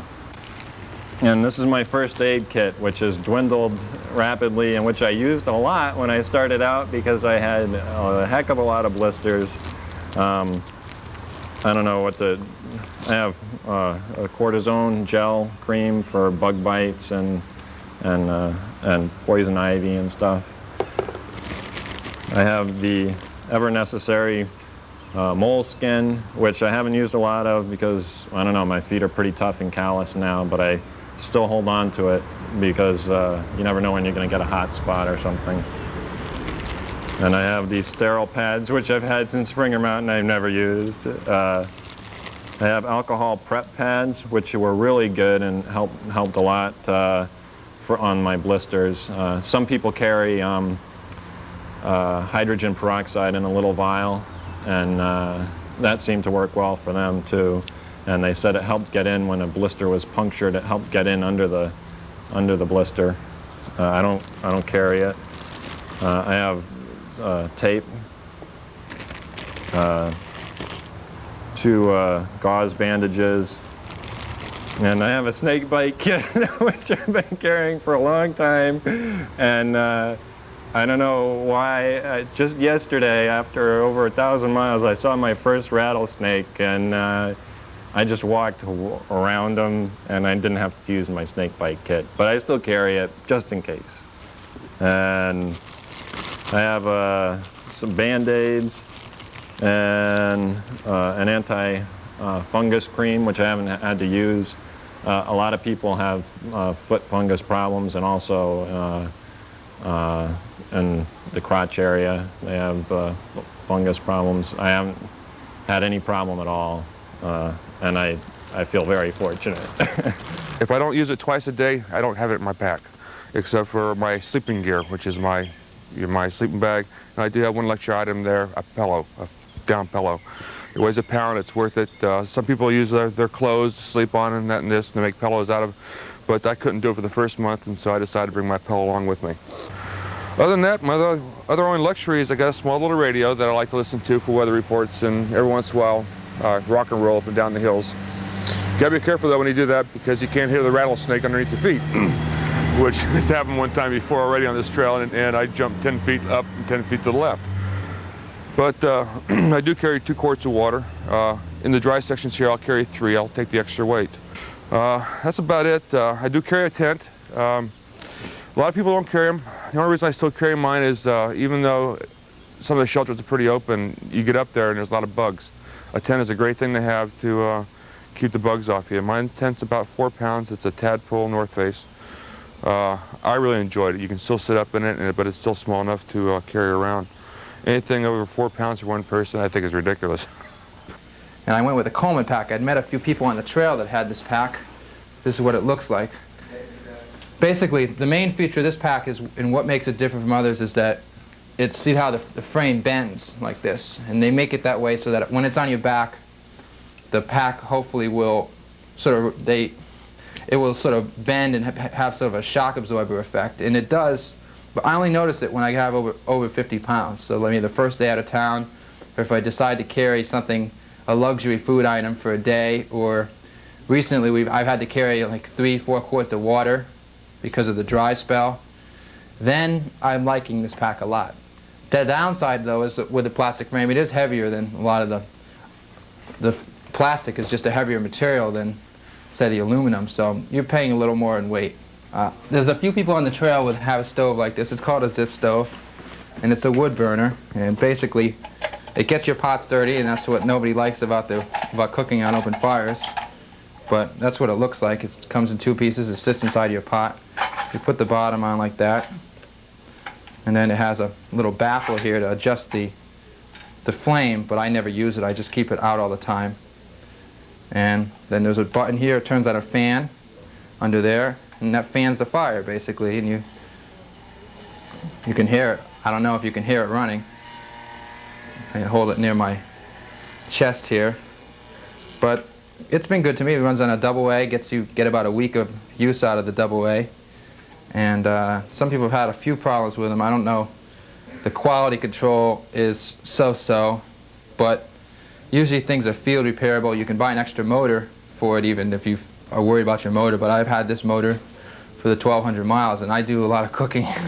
I don't cook lunches anymore or breakfast now with the heat, but I always cook breakfast early on, and my dinners are pretty long cooking meals like lentils, split pea and barley, things that take an hour to cook, so I I turn the fan on, get it boiling, and I can even use candle wax, puts a lot of BTU heat out.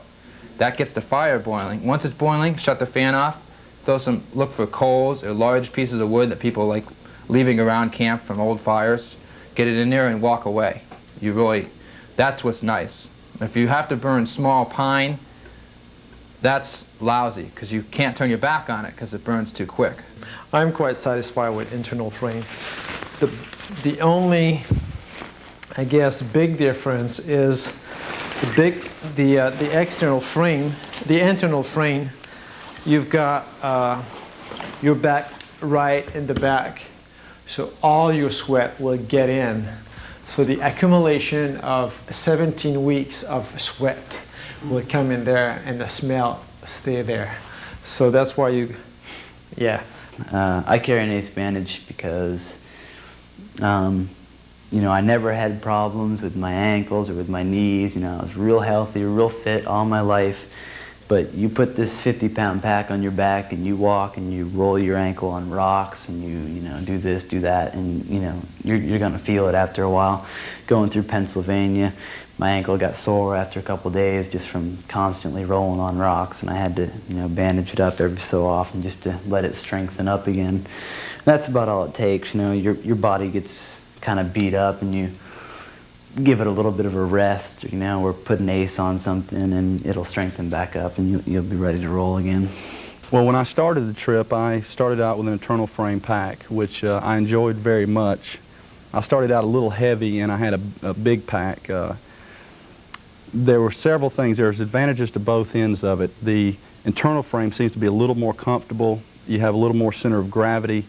But on the downside of it for me is that it takes me a long time to pack an internal frame pack every day. I was watching people in the mornings as we'd be getting ready to start our hikes, and people with the frame pack seem to get out a lot quicker. They're a lot more organized. They could unzip a pocket, pull their stove out, or their sleeping bag, and in the same pocket put it back in. With the internal frames, you kind of build your pack from the bottom up and kind of shape it and balance it out. One thing about the external frame, it brings the weight higher, and for a trail like the Appalachian Trail, I feel that this is the best for this trail. But another reason why I went to this pack is because, again, I lightened my load and I needed a smaller pack, but I was sweating so much from the internal frame. It would cause so much heat on my back that sweat would run down my back and my legs. Also, my body heat would transfer and my perspiration would transfer into the pack. Where the actual pack is off your back, so therefore you're cooler, and if you do sweat a lot, it still doesn't actually saturate through your pack. In general, pack weight should be kept to a minimum, no matter what weight and what strength and what hiking ability. I have a little saying, don't pack anything that you don't use every day. And I found that to be a good rule. It's not a hard and fast rule, but it's a good rule. And let me say this about pack weight. I found that in general, people usually fall in the range of 25 to 35 pounds without food and water. And that would be, I'd say, a ballpark figure. It's good to stay within certain ranges when one is planning. Backpacks, I've seen both internal and external frame packs on the trail about 50-50. And both work well for people. Each have their advantages.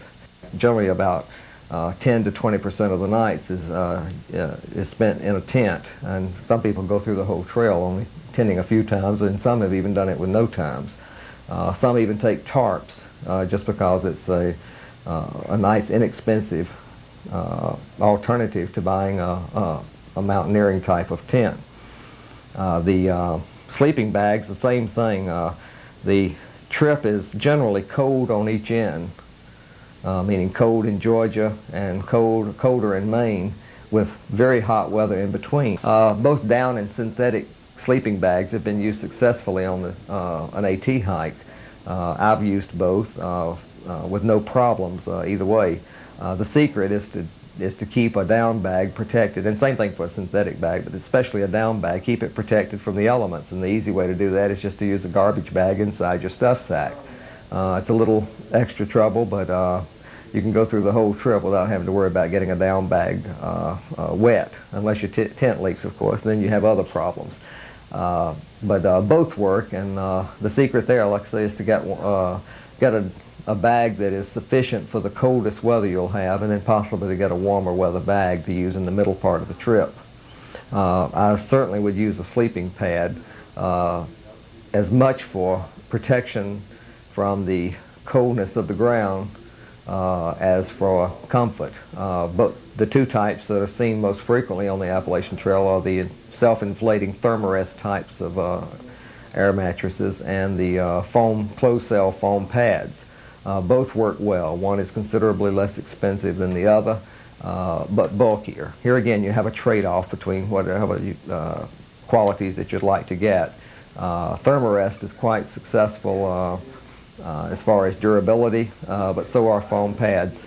One key I found in planning with either type of sleeping bag is to carry it inside some type of protective sack, or either carry it inside the pack, one of the two, and that will protect it for the entire journey. Now the stove that you use will depend a lot on what type of cooking you do. Most of the major brands of stoves work well, both the white gas types, the butane types, and the alcohol types, which are showing up more frequently on the trail. A lot of people are even using zip stoves, which are a type of stove that relies on having wood available, and those have worked successfully also. The white gas stove will give you the most heat per unit of fuel weight, and seems to be most efficient as far as cooking large quantities of food. Butane is quite convenient, on the other hand. Needs no priming. It works like the gas range at home. The problem with it is you can't have a hard time finding butane fuel canisters along the trail, whereas white gas is very easy to obtain.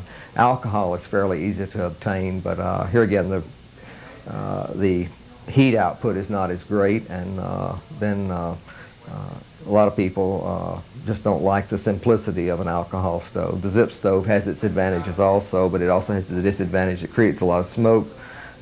It doesn't require you find any fuel other than just batteries occasionally, and it is probably going to be something we'll see more of on the trail, both the alcohol and the zip stove. However, all four types work well. Any of the major brands that are on the market work well, and you'll just need to examine your cooking style and make sure that, for instance, if you do a lot of fancy cooking, and what I mean by fancy cooking is a lot of different types of meals, that you have a stove that will simmer well and that will be fairly fuel efficient. If you cook mainly by boiling water, then just about any of the stoves work well and are easy to handle on the trail. Cook set should be kept simple, but you need to make sure that you have a pot big enough for your biggest meal that you'll cook, and then you can start adding accessories. Some people like 2 pots, so maybe a quart and a pint pot to cook a meal and some hot tea or something like that. Couples, of course, require a little bigger cook set. People that eat a lot require a little larger cook set. Most people keep the cook set very simple, though. Few people take fry pans. Also, many of the vegetarian hikers prefer to have a fry pan because it'll do a lot of stir fry and things like that. So, and if you want good pancakes on the trail, you'll need a Teflon fry pan. It's almost indispensable if you do that type of cooking. But cooking style varies greatly, and that's here again one of the most personal items I've seen among equipment. I've seen people put together cook sets out of their kitchen. I've seen people buy very fancy little nesting sets, and both work well depending on how the person cooks. As far as knife, fork, and spoon, generally people take something like a Swiss Army knife, which has a combination of blades and gizmos on it, and really all you need for food preparation is a blade to cut and can opener and a few things that I call necessities, but a lot of people don't, such as a corkscrew. And then you need a few blades, of course, on the knife for doing pack maintenance. But as far as food preparation, a blade is about all you need, and a can opener. Most people take just a spoon. Few people take forks, especially if they do a lot of frying and pancakes, things of that sort. but just about everybody takes a spoon. I'd recommend a metal spoon. I've seen a lot of interesting shapes developed from plastic spoons that have had a little too much exposure to hot food, and I've seen a lot of them break in cold weather, so I would recommend a metal spoon, nothing fancy, just a plain metal spoon that you can get out of your kitchen. Water is another situation that varies, or another thing that varies a great deal from hiker to hiker. Some hikers drink tremendous quantities of water, others very little, doing the same amount of hiking on the same day. That's something that you'll have to experiment with, but I would recommend to start that you take maybe 2 1-quart bottles, or maybe a 1 quart and a 1 pint bottle, plus a water bag. The water bag's very convenient for getting water at springs that are somewhat distant from shelters. It just keeps one from having to make 2 or 3 trips back and forth to the spring, and especially in dry weather situations, that's important because you don't want to run down a 1/4 mile to the spring 2 or 3 times an evening. So I think maybe 2 water bottles and a water bag. As far as water treatment, there are 2 primary methods that are used. One is water filtration, and there are a number of good filters on the market ranging from anywhere from about $30 to $200. And the weight varies from anywhere from 5 ounces to 28 ounces on the popular models. And here again, this depends on how much water you want to filter and how much of a chance you want to take. Many of the springs on the trail are flowing directly out of a mountainside, and I know in my own case, and I can't recommend this because each one has to make his own decision, but in my own case, I risk getting some type of contamination, and many times just where but I always select good, safe water sources as far as possible and filter or treat water only in those where I'm in real doubt. Now, the other method besides filtration, of course, is treating either with iodine or chlorine. Most of the people that are on the trail use an iodine type of treatment, and they come in 2 forms, either tablets or a crystalline form immersed in water, basically an iodine solution. And either type works well on the trail, and few people have problems. They're not recommended for daily use, but people use them every day and haven't had any real problems with them. So either type would work well, and most people either filter or use some type of iodine treatment. Now, the one method I've never seen used by any thru hiker is boiling. It just takes too much fuel, and that's something that is best probably left to weekend trips. There are a number of other items that a person can take, such as of course you need a toilet kit, which consists of toilet paper, and I also recommend people have a little bottle of cream in with their toilet paper. It's very useful in hot weather situations just to keep down chafing and irritation, and it's just a hygienic method, and I found that works well. You need a grooming kit, which consists of your toothpaste and floss and brush and all of that type of thing, and whatever you need for personal grooming. And that varies widely from hiker to hiker, just as grooming varies widely. Some people go in for the grubby look, others keep spotless on the trip, and that's something that's, sure, again, personal preference.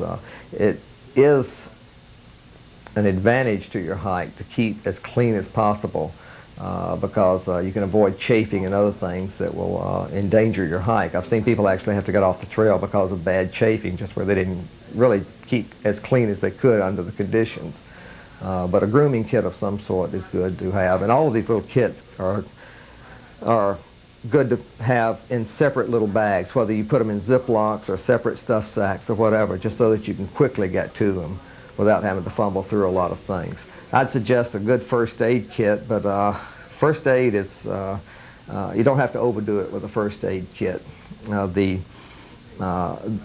Mine is more of a medicine chest than it is a first aid kit. I don't carry, for instance, large bandages and things of this sort. For instance, if I were to have a severe injury, such as maybe a broken arm, and that, I might add, rarely happens on an AT thru hike. But should I have something, my trip's going to be over, so I'll just tear up and make slings out of other pieces of equipment, ground cloths and things of that sort. But I would suggest you have a good medicine chest with you, such things as maybe eye drops and different types of topical ointments for such things as skin abrasions and so on, and some small bandages so that you can doctor the smaller cuts and abrasions that do happen. You'll scrape your shins on a log or something of that sort, and you'll want to doctor it. And that's the type thing I'd have, plus the normal painkillers and any specialty items that you need. For instance, some people take toothache material in case they have a toothache on the trail, and these things do happen from time to time. So, but a first aid kit is something that is very personal, and it depends on what type of normal injuries and sicknesses that you would have in everyday life, plus the possible ones that would be aggravated by trail life. And but very few serious injuries happen on the trail, so you don't need a big elaborate medical kit. But you do need the little things. I'll give you an example. A lot of people carry some type of antacid. It saves a night from being miserable where you have heartburn for half an evening. And that's the type of thing you need to pay attention to on the first aid kit, as opposed to having huge bandages for major injuries.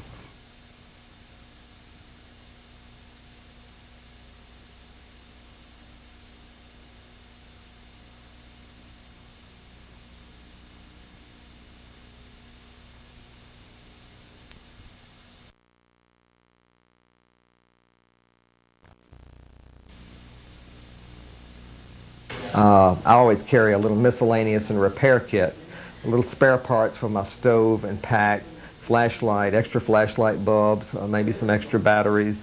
My sewing kit I keep in that, and find that, for instance, the sewing kit can be fairly basic, but it should have some large needles and some what I call top stitching thread, which is a heavy thread, or you could use dental floss if you want to be really efficient.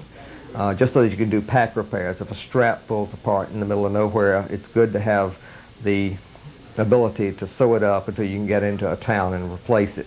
Of course, a thimble works good. It does, here again, these are things you can get probably from your home sewing kit, sewing area, or wherever you get your sewing done. It's real easy to find these items. There's nothing special about them as far as backpacking. They're just nice to have in case you have a problem. You'll need a good flashlight. A lot of people skimp on their flashlight, but it's really not a good idea. You very rarely use one, but when you do need it in an emergency, it's good to have a top flight flashlight, one that will work in all kind of weather, that will take repeated abuse from dropping and things of this sort. And again, you should have spare bulbs for whatever flashlight you have. I also suggest carrying a candle, because many times in a shelter situation, you might want to stay up and make notes in your journal and so on, and a candle is very efficient for the type of light you need to do that. Plus, it also interferes less with other hikers. Some hikers have gone to headlamps, especially ones that do a lot of late hiking and get in and cook after dark, or people that even want to do night hiking. So that's another option. A headlamp does free your hands to do other things, and that's often handy. They weigh a little more, and they're not quite as versatile in other ways, but there are trade-offs there, just like in everything else. Hiking stick is one of the items that I found people either love them or hate them. I've always carried one. I find 10 million uses for it. I'm short, so it helps me in balance on the trail, and it has a lot of just specialty uses, such as fending off dogs or finding the stepping stones in muddy areas when they're covered. They're good to lean on when you're talking to somebody in the middle of the trail. They can be used as a clothesline occasionally. Just all kind of uses, propping up your pack. So I like them a lot, but I know a lot of people on the trail just don't want to have their hands encumbered with a hiking stick, and they can be a nuisance in rocky areas. So that's another one of those optional items. One item that I found very useful is what I call a data pouch. I usually have a little nylon pouch to carry all my books and maps and journal and any types of paperwork that I have. It's really a hassle to have to fumble through paperwork in the middle of your pack. Things get lost and thrown out real easily. So I carry everything, including my wallet and other identification, data book, guide book, through hiker's handbook, whatever. carry it all in one little pouch. And it can be a large Ziploc, which is you can replace occasionally, but not real durable. But I mean, the large Ziploc will do a fine job. But it's just nice to have everything in one spot, and especially when one goes into towns. It's nice to be able to have all of your paperwork, including telephone numbers and things, in one spot so that you can walk around town with it and find everything easily. So I would definitely recommend a data pouch, or at the least a large Ziploc to keep everything in, and get in the habit of keeping all of these items: the miscellaneous repair kit, the toilet kit, the first aid kit, the data pouch. All of these things, keep them in their own separate little containers so that they're easy to find and easy to operate out of. Cameras are an item that most people find to be a hassle on the trail. However, they're indispensable for preserving a record of the trail experience, and most hikers carry a camera. If you're not experienced with a really fine 35mm system, I recommend one of the little 35mm point and shoot automatic type cameras. The ones on the market now give good results, and most hikers that are not experienced with an SLR will find that they'll actually get better results and use their camera more if they have a simple automatic camera. And as far as slides or film, it depends on how you're going to use them after the trail. If you're going to show your photos or your pictures primarily to family and friends, probably prints are better, because you can put them in an album and sit one-on-one with someone and show them. If you plan to show groups, probably slides are better, because they're the way to go, because then you have the ability to project into large arenas. But both work well. There's no difference as far as use on the trail. It just depends on the use after the trail. As far as a radio or things of that sort, if you do carry a radio, carry one with earphones. A lot of people don't want to listen to your radio at night. So be sure that you have a way of listening to it privately. As far as hiking with a radio, people do it. Others prefer not to. My only comment is that during hot weather, your only defense against most rattlesnakes that you'll encounter is the sound they make, so be careful about it. And I found a lot of people that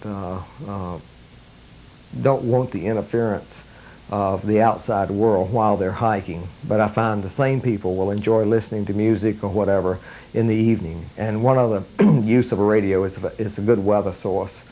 And I think I carry one for that reason, and I enjoy listening to music as a side effect at night, especially if I'm in an area by myself or tinning or whatever. Sometimes it's nice to just have a little relaxing music of whatever type to listen to right before going to bed. A ground sheet under a tent is a good idea. A lot of times the ground is very, very wet, and it just helps to keep the equipment clean. I even use an extra little small tarp so that I can put it inside the shelters, which are often dirty and muddy, to keep my equipment clean. It's not hard to keep equipment clean and functional out here, but you do have to take a little extra effort.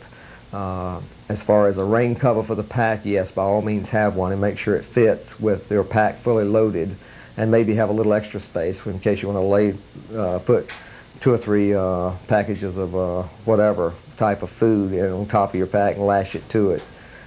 The rain cover will not keep all water out, but it will keep things from getting drenched.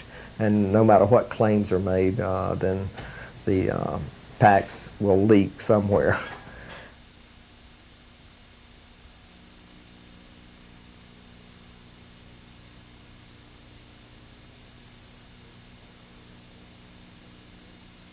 I believe it's safer than most city streets. The incidents that you do hear about get publicized because it's supposed to be a nature trail, but it's a very, very safe place, I believe. What are you going to do? Stop hiking just because there's been a couple people killed? We don't stop driving because someone died in an accident, so. Chad is usually ahead of me. When he gets to a road crossing, he waits for me. And I know a lot of the women who have been hiking it on their own, they'll wait in the woods until there's no cars, until they go across. That seems to be the only place that people get worried or concerned, is you know, at roads where somebody could follow you back into the woods. We haven't had any problems, and generally you just don't think about it. You know, if it's going to happen, it's going to happen, you know, and you don't sort of dwell on the bad things that have happened on the trail. We don't tell people where we're going. That's gotten people into trouble in the past, and generally we just say, well, we're just going to go as far as we can go, not giving any specifics to people we're not sure of. And we do carry mace, just a little. Do you have that? Yeah, I've got, It's just a little. not for people though. Yeah, we carry it mainly for dogs. We've heard there's. We've had problems with dogs. Yeah. We've been chased a lot with dogs. But You can get that at most fishing and hunting stores. somebody recommended it. Yeah. So that someone, a Yes. past hiker. Past hikers have recommended that we carry at least that. And we've never really needed it. No, never needed it. Sometimes when you're alone, I guess you might get a little nervous if you're close to a road or something, but most of the time you're within reach of other people on the trail, so you always have a security. I always feel secure when there's other people around. And, I've never felt scared anywhere. The only reason the perception is that it's dangerous, or relatively so, is because of all the hype in the media. I think that, I also think that to come out here with either with a weapon, a gun, or a knife, or being paranoid is to dilute the experience. I mean, I don't carry a gun or a weapon in town, and I for sure wasn't going to carry a weapon out here. The experience is a peaceful, it's a non-aggressive, it is a serene environment, and I wasn't going to disturb that experience by being overly concerned with some sort of security problem or crime. You know, people look at you kind of strange when you come into a town because you're all dirty and you got this huge pack on your back and you're doing something that they can't understand. You know, most of the people in these towns that you come across have never even been in the mountains that are a mile or two away. And you've been all around, you've been in mountains for hundreds of miles, and it's very strange to them. So, you know, I think they're more threatened of you than you are of the town people. People asked me, was I going to take a gun or mace or a knife? And I said no, because one, it's extra weight. It's something that I really don't need, I don't think. I'm not planning on, wouldn't plan on using it. Two, if somebody wanted to kill me, they'd kill me, whether I had the gun or not. Three, having a weapon, I think, causes more problems, would cause more problems than if you didn't have one. You know, if you get to a situation where you pull out a gun or a weapon, somebody's going to get hurt, and maybe somebody didn't have to get hurt, you know? Yeah, I think the most dangerous person I've met was a drunk at a bar in Duncannon. And the bartender cut him off, so he couldn't get any more dangerous. But they are out there. The problem is, of course, you don't know where and when. So you can't always let your guard down totally, at least I wouldn't. Go out there and have a good time and enjoy the wilderness, but keep in mind that because the trail is so accessible by road, and a lot of people know it, especially people who live near it, there may be an occasional character out there who you hope you never have to meet up with. They say that your walking stick or your walking staff has about 200 and some uses. I've never thought about using it to defend myself, but if it came down to that, I think this would be a very good weapon. I've used this, and it saved my life many, many times in river crossings in Maine, and it's been like a third leg for me. I've used it to pole vault across rocks. I've used it for balance, going across narrow bridges, you name it. I've used it for that, and it's like I say, you could beat something pretty solid with this, and for protection, I think it would be great. You knock somebody over the head with this, and they'll feel it. One of the things I try to do when I set up my tent, my tarp, is to try to get a spot that's a little bit away from the trail and out of sight of the main trail, or out of sight of any roads or any civilization. While I was in the Shenandoah Mountains, I was arrested for possession of a firearm. In the beginning, I thought that I needed to have a firearm. I was very concerned for my safety. But in short, I was caught with it. They arrested me. I was fined. And I have now traveled, I don't know, 800 miles or so without it. And there has not been 1 minute on this entire trip that I have needed it. I have felt that I've never felt that my safety was in jeopardy. It's just that, you know, you have all these thoughts in your head of what might happen, what could happen. I don't think there's a safer place than the Appalachian Trail, and there's no need for firearms. That's just a fact, and you know, I don't have one now, and if I had it to do over again, I wouldn't bring one at all.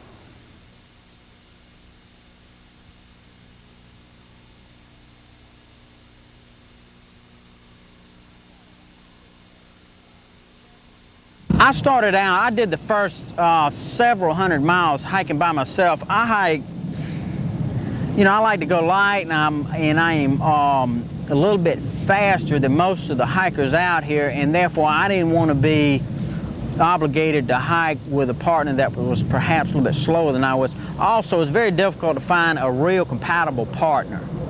And so to start out with a hike with a partner that you're not familiar with their pace or how it is to be around it 24 hours a day, I felt like would be a mistake for me. So I started out by myself, and I hiked for 300, 400 miles by myself. And then along the way, I've hiked with various partners, and we've gotten split up for whatever reason. They took some time off, I took some time off. They speeded up, I speeded up, whatever. The advantages of hiking together, for one, the advantages are if something happens, you do have someone who can get help or whatever, and just splitting your gear. Loneliness would be, lonely. Most people we see hiking by themselves do end up pairing off with someone else. Mm-hmm. Just a lot more fun sharing the experience with someone. Anything else?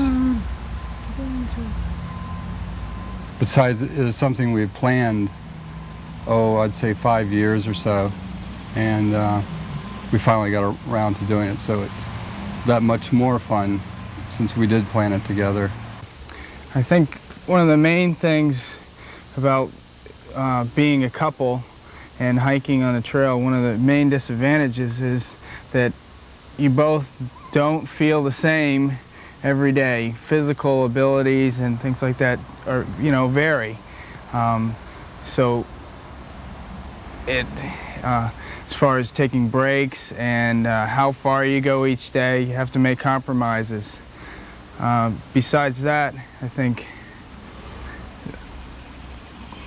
you have to be really patient, which I'm not. You have to give to the other person, which can be hard because you'll set a certain goal for the day and that person might not be able to make it, or the other way around, which makes it difficult. So in some cases, you limit yourself traveling together, but there are benefits. Instead of, you'd never be around somebody this much in real life. Right. If you were a couple in real life, you have to go to work. Instead, we work together for, almost it's like work together.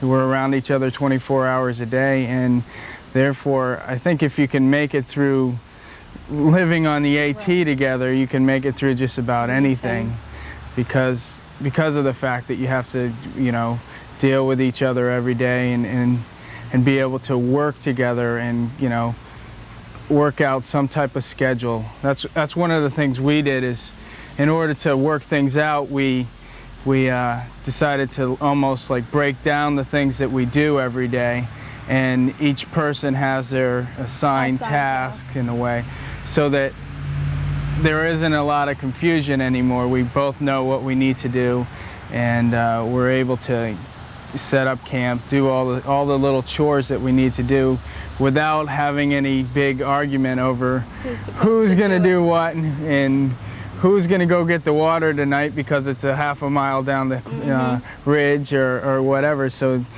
now that at the beginning these things, you know, it took many miles to work these things out and get them so that, you know, we're having a much smoother hike now. Yeah. So I only had a month to get everything together. Basically, wrote to the ATC, tried to find a partner, which sort of worked out. I wrote to a whole mess of people who were looking for partners, and I started out with someone. I met him at Springer. We met a third person right that day, and we hiked about 2 or 3 days together, but they didn't, I mean, I just found out the pace wasn't compatible. I wanted to go faster than they did, and because I had a lighter pack, because I couldn't fit as much in it, it was lighter. So we parted ways, and I've been very happy just meeting random partners on the trail and hiking alone sometimes. My parents have always expected me to have this permanent partner, and when I had read some of the accounts, I think I was sort of, I had expected that I would have this permanent partner and we could split our tent weight, split our stove weight, and this and that, and I would say that's the exception rather than the rule. Even people who do hike partners for a long time, I don't see them splitting weights. And that to me was like the big thing with having a partner was, wow, we can split weights. And also, depending on how strong of a partnership you want to have, you can even get organized about waking up in the morning. I hiked with this couple for a long time. The trail names were Gumby and Pokey, and I would stay in a shelter with them. We'd get up at the same time or so, 6 or 7 or whatever. And they would always be out an hour because while he was cooking the meals for both of them, she was packing up the tents, she was packing up the sleeping bags. So it's like they were all packed ready to go because they had that teamwork down. You know, each person had their task, where I had to do it all myself. So I really admired that, and I would wonder if next time I do the trail, if I do it again, I would not try and get into some sort of partnership. Of course, they have a different hike too. They don't have the luxury of, every decision they make has to be communal, where I can get to an overlook and say, okay, 2-hour break. They have to, you know, so that's the trade-off there. It can be difficult. I mean, you know, it's just like living with someone, getting married. You know, you learn everyone's little habits that kind of get on your nerves, and, you know, you start nitpicking each other. And it's just, you know, it's important if you are hiking with someone to concentrate on giving distance to each other, because if you smother each other, then that's when you're going to start arguing and bickering and probably end up separating, which, you know, I ended up separating, not from a fight or anything, you know, it just kind of happened, and we separated for probably 700 miles we were apart, and then just recently got back together, so. But we have our own equipment now, so it's, you know, it's not a definite that we have to be together every night, and as far as that. The reason why one of the reasons why I'm hiking with a partner is I really didn't want to do the trail alone. I mean, a lot of people want to do it alone. They think that that's the experience, that's the way it should be. I was a little uncomfortable doing that. One, because I don't feel safe in cities. Why should I feel safe in the woods? I mean, there's as many crazies there as there are here. And I would rather hike with a partner.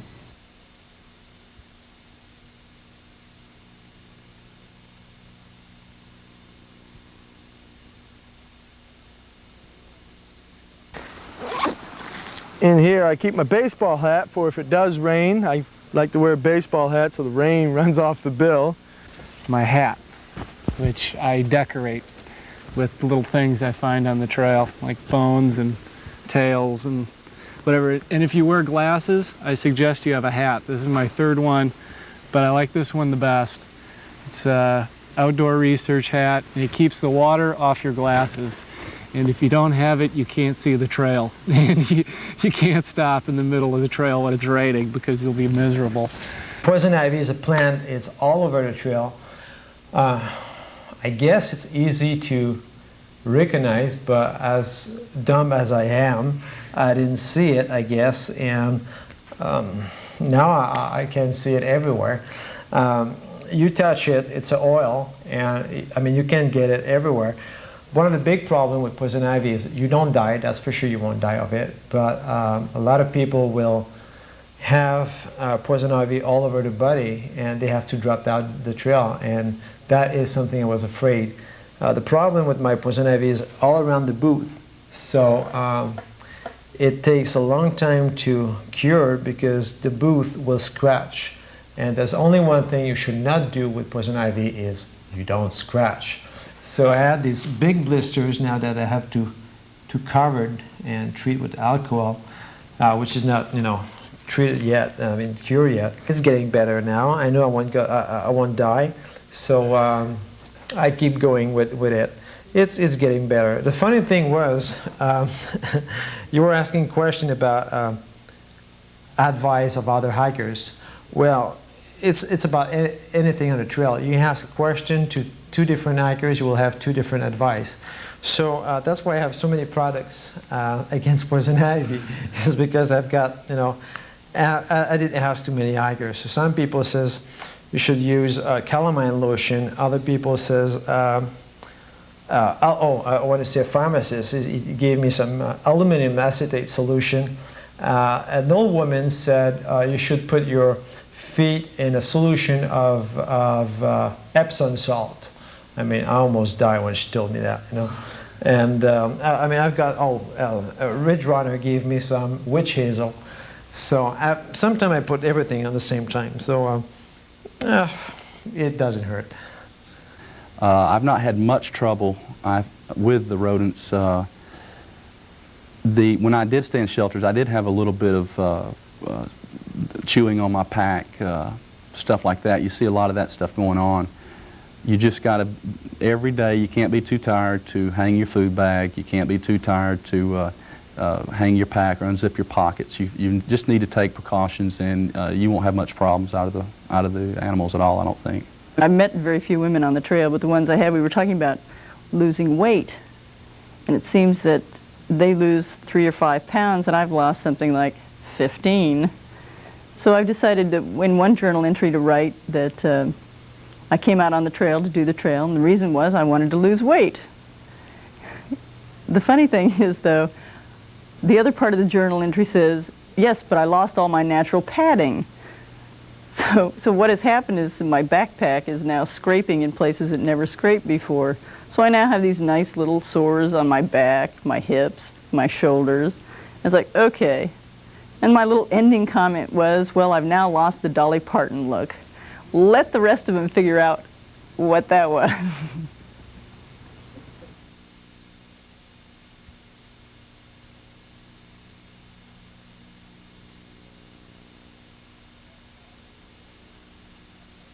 I met a guy this year, Woodchuck, and we have a new name for people who do it in 2 years or more. We're kind of specialists. We're called sectionists. And I think it's a little better than the through hiker. That way you get to meet more people. The first year you meet a great bunch of people, and then you come out the second year and you meet some more people, and you can do it in the winter and experience the trail in the winter. And some sections get really hot, you know, so if your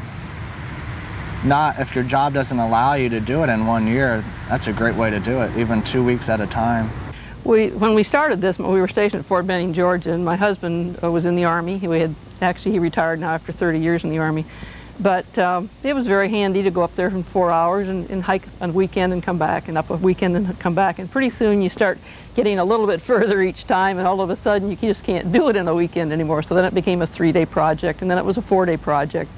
And then, of course, a lot of our time that we could take was when he was available to get away from his job at the hospital. So pretty soon we're up into North Carolina. Then it becomes the Shenandoah, which was another week. And along the way, then one project we had 2 years ago was to go up and do New Hampshire, and that was our project for that summer. And we were able to get 30 days because, again, at that point he had just retired. So we've run into a lot of super people along the way, and our advantage has been, I think, that we could go ahead and pick the time of year we wanted to go.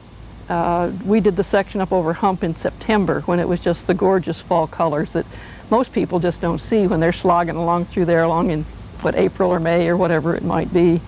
The Shenandoah we thought would be beautiful sunshine, and we ended up with hail and snow. So you can't figure it, but yet at the same time. And we run into people that shuttled us, and we've hitchhiked, and we've taken buses, and different ways getting out and around. But people have really been great doing it, and it really helped us all the way. Well, slack packing is you're still doing the trail, only you're doing it without the weight of a full pack. And you might be hiking north to south or opposite the direction you were originally going. But then, yeah, depending on where you get a ride to. So you can, say, hitch a ride and go up 20 miles and then hike back into town with just a small pack. Or get someone to take your pack up for Yeah. you. Yeah, or another way it works is that sometimes people will offer to take your pack up ahead to a town, and you can do some easy miles into town. So we've become big fans of slack packing. We still think it's doing a trail though. Some people say that's cheating, but we don't see a difference between, we're still hiking the miles. It's just doing it without the weight. I do take a dim view of that because I think this is really, it's supposed to be a backpacking trip, not just a walking trip. But on the other hand, don't meddle in other people's hike. If that's good for them, then it's really none of your business. So while I do take a dim view of it, I used to mouth off about it. I still write an occasional comment in the Register. I think the other day I wrote that slackpackers are wussies. I try not to give people too much grief about it anymore because it's really none of my business. If they want to slack pack, I guess they've got their reasons. It's not, I wouldn't do it. I did it for 1 mile down in North Carolina at Fontana Dam when I didn't realize what a heinous sin it was. Now that I realize it, I don't do it anymore. The one exception may be up at the end at Katahdin, where I understand that virtually everybody walks the last few miles and they leave their packs at the ranger's office or something like that. But for me, for my hike, it's a backpacking trip, not a slack packing trip. And I'm going to carry this sucker wherever I go. I started in the north and I was going south, and basically my walking through the wilderness section of Maine, I was very, very happy just to see another face. I didn't see anyone at all. I met Jeff Healy five days out of Katahdin, and it was like when I saw him, my face just lit up. He was a thru hiker that started last year in November, and his trail name was Incense. And I really enjoyed talking to someone, and it was like, it seems like being away from people for a while makes you appreciate people that much more. And I find that that was a real experience for me, going from north to south. And another reason I chose to go from north to south is basically I wanted some seclusion, and I wanted to be away from people for a while. A lot of people would tend to want to discourage you from doing that. They say the bugs are bad, it's very swampy, and I guess they're right. It was very swampy. I kept my boots relatively dry, hopping from rock to rock, and sometimes my feet were already wet, so I just kind of plowed right through the swamps. But the bugs weren't actually too bad. I started on May 16th, and I climbed Katahdin, and it was very cool most of the way through Maine, and I found that the bugs weren't too bad, especially if you kept moving. At night it would cool off so much that the bugs wouldn't even be a problem. I find they're more of a problem over here in the further south. I wanted to avoid the mass of people going down, and I don't know, in a way it adds to the trail experience, but in another way it can really take away from it, having too many people around all the time. So that's one reason I didn't start there. And another reason is I couldn't get there early enough. Most people will start in March, and I started in May. I had no other choice. I got out of school. It was like the 3rd of May, and then I still had to get out there and everything else. So I couldn't really get started till about the 15th of May, and that was my goal, was to get started by then. So if I would have started in Georgia on the 15th of May, I wouldn't have gotten up to Katahdin till October or maybe November even, and that would have maybe meant flip-flopping so I could climb the mountain. And that's another reason why I'm going south. And going south, I can really enjoy it. If the days get really, really hot, I have no time limit. I can spend the whole day at the lake or do whatever I want to do. So that's kind of nice for me. There are a lot of people who are purists on the trail, even to the extent of not taking shelter loops. In other words, a lot of times you get to a shelter that's, say, 200 yards off the trail. If you're a northbounder, there'll be one path going in, and then there's another path for, say, southbounders. So it's, in other words, it gives you a slight shortcut into the trail. Well, I've hiked with people who, if they take one path in, they'll make sure they take that same path out. In other words, they won't take a shelter loop. And I'm like the other extreme. I'll take shelter loops. I've taken town loops where I've gone into town on one road, gone out on another, and maybe cut a mile off the trail. And it's funny because people who are purists can't really understand my point of view. They can't. It seems it's like, well, if you're not going to hike every blaze, why even be out here? That's sort of what they say, and I sort of understand their point of view. I guess there's something about being a purist that's very easy I can relate to it, but it's just not for me. I decided to hike the trail in 210 days, 7 months, because I figured this would be the kind of thing that you want to absorb, take in, take your time, do some side trips, spend a little time in some of the towns. The hardest thing that I found about taking such an extended trip is that you really become homesick. You really miss your loved ones, your wife, fiance, your mothers, your friends. You just miss everything. That is the biggest problem of taking a long trip, but you get the most out of the trip going at this rate. You can take the shorter days and really take your time on these cliffs, these beautiful streams, and you can really, really enjoy your trip this way, I feel. Most people seem to think they need to get it done in 4 to 5 months, and they're coming right out of Georgia doing 15, 20 miles a day, almost every single day, and that really brings me down to have to hike every single day. And so this is best for me. On the trail, I guess in terms of what's the best way to hike the trail, I don't think there's any one best way. That's the beauty of the trail. Whatever your needs are, do it any way you want. I have a tremendous respect for a man who, because of family responsibilities and job responsibilities, can only devote 1 week a year at a time for his hiking, and he completed the trail in 39 years. That's the way he had to do it. On the other hand, I also have respect for these people who go out to test their stamina, like the fellow the runner that did the trail in 52 days this year, and the walker who did the trail in 55 days. I also have respect for them. I have respect for anyone that's out on that trail, regardless of whether they're carrying weight or not carrying a weight. And really the only distinction that I make is if people are abusing the environment, if people are abusing the plants, the animals, and also if people are abusive to their fellow travelers. That's the only distinction I make. So when you're deciding how to hike the trail, you're going to have to hike your own hike.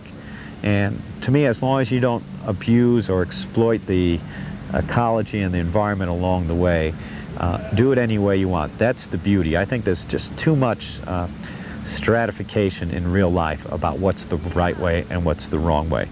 And I think the beauty of the trail is that we can have that freedom to do the trail according to our needs.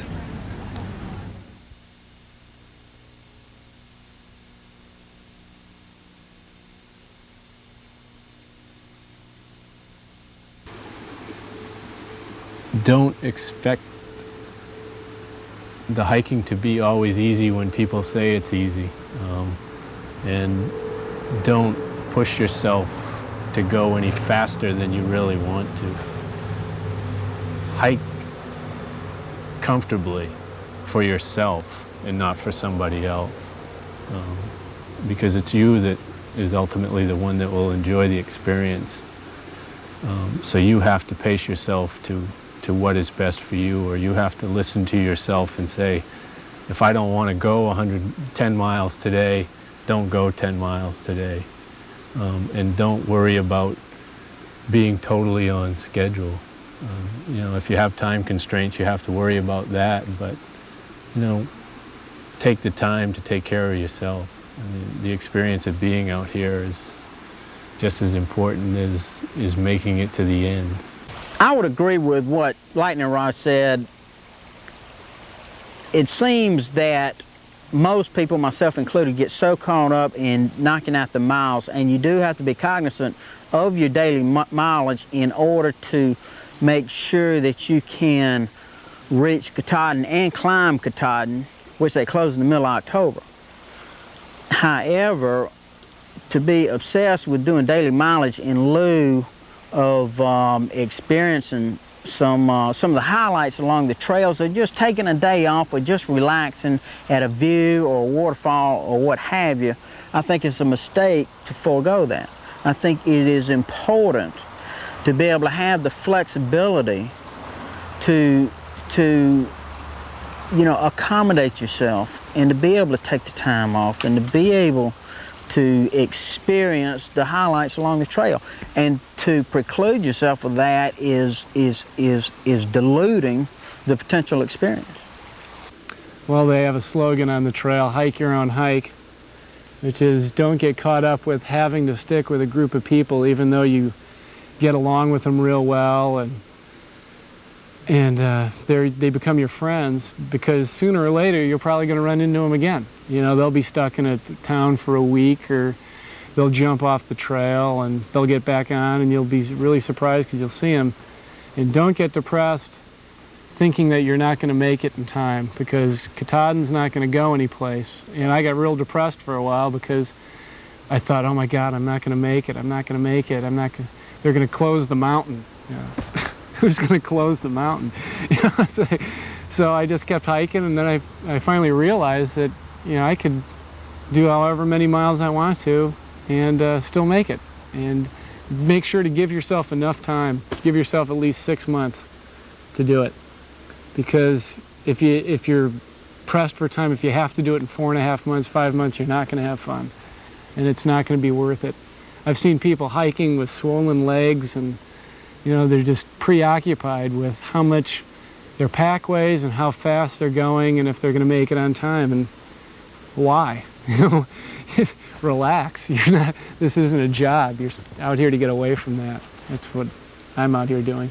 Don't be afraid to quit your job. And don't be afraid to do it. Just don't be afraid. Just start hiking. Once you get out here, it's the best decision you'll ever make in your life. I mean, it's great. I love it. I sing songs, which unfortunately I don't know very many songs all the way through.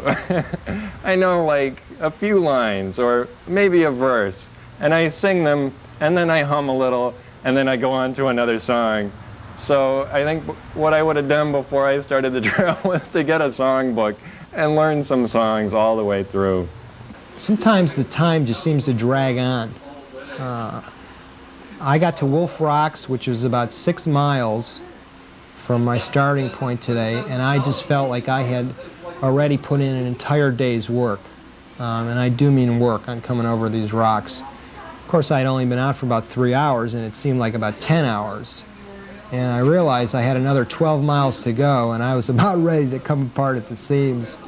3 miles later, I got to the Kirkridge shelter, and there was a day hiker there who had come in from the opposite direction, and he gave me the very good news that the rest of the trail into the Delaware Water Gap was a lot easier. There were some nice grassy dirt roads. The rocks tapered off quite a bit, and he was right, and it really brightened up the day. If I would have had to walk another 6 miles over those rocks from the shelter into Delaware Water Gap, I think I would have just been ready for a rubber room when I got here. One of the problems with the trail in Pennsylvania are its very sharp and nasty little rocks that just continue and continue and continue. Most hikers miss our beautiful state because they're so busy looking at their feet to try and keep their ankles from being damaged or to try and keep from some kind of injury.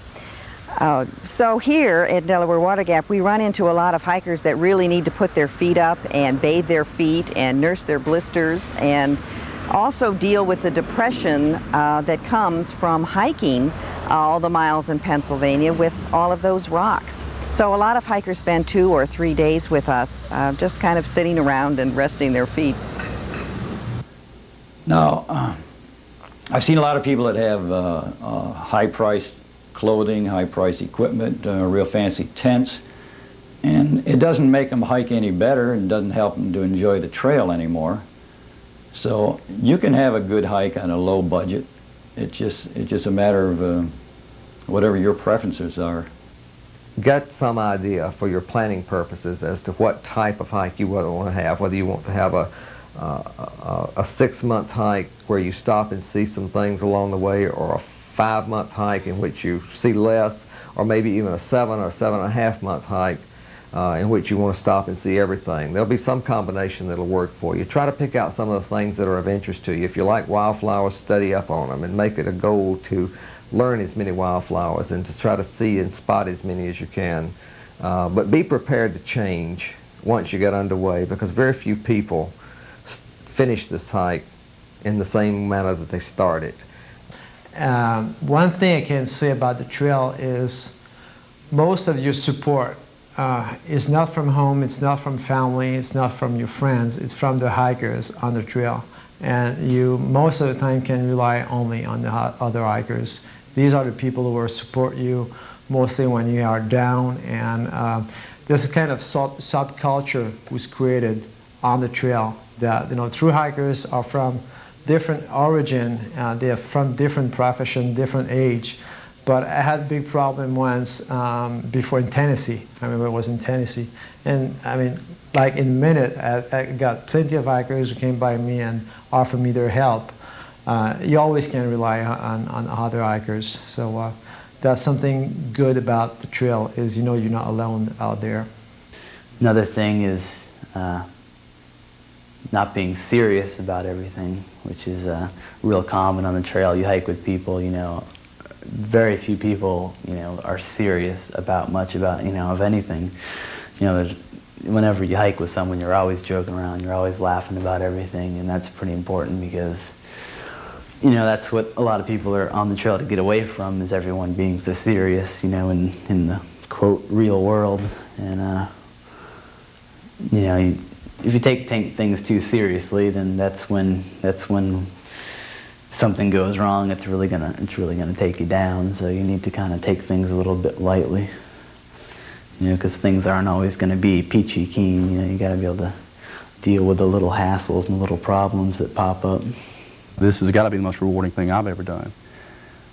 It is so great, but at times you're going to have your down times, and what you got to realize when you're depressed or down or having a rough day or your feet hurt, you got to realize that it's going to get better. It may be a few minutes, it may be a couple of days, but as long as you realize that it's going to get better, then you're in good shape.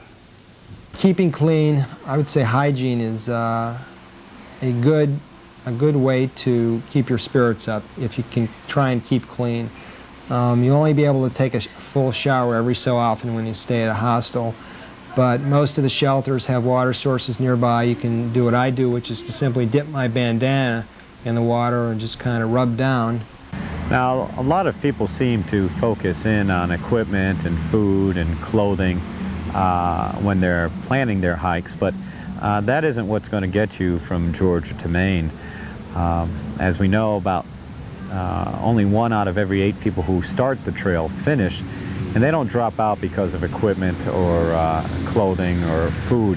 They drop out because they shortchange a very important aspect of what's going to get you from Georgia to Maine, and that's what's in your heart, what's in your mind, the emotional, psychological aspects of long-distance hiking.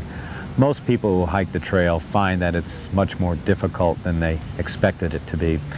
So what I try to specialize in and emphasize when I prepare people through the Appalachian Trail Institute, and it seems to work, is philosophical, psychological aspects of this long-distance journey. First of all, it's not a hike. It's not recreation. It's a journey. It has much deeper meaning. Secondly, I think you really have to form a very healthy relationship with the trail. The trail isn't out there for you. I think the trail, you're out there for the trail, and the trail is going to mold and shape you in any way it deems fit. And if we resist this and say that we have to control the trail, we have to control the weather, we have to control the ascents, we have to control the descents, and if we maintain this combative, competitive philosophy towards the trail, people aren't going to enjoy it. And I think that's the thing that people find hard, to give up that control, to rediscover that feeling of flowing rather than fighting. And some people never find it.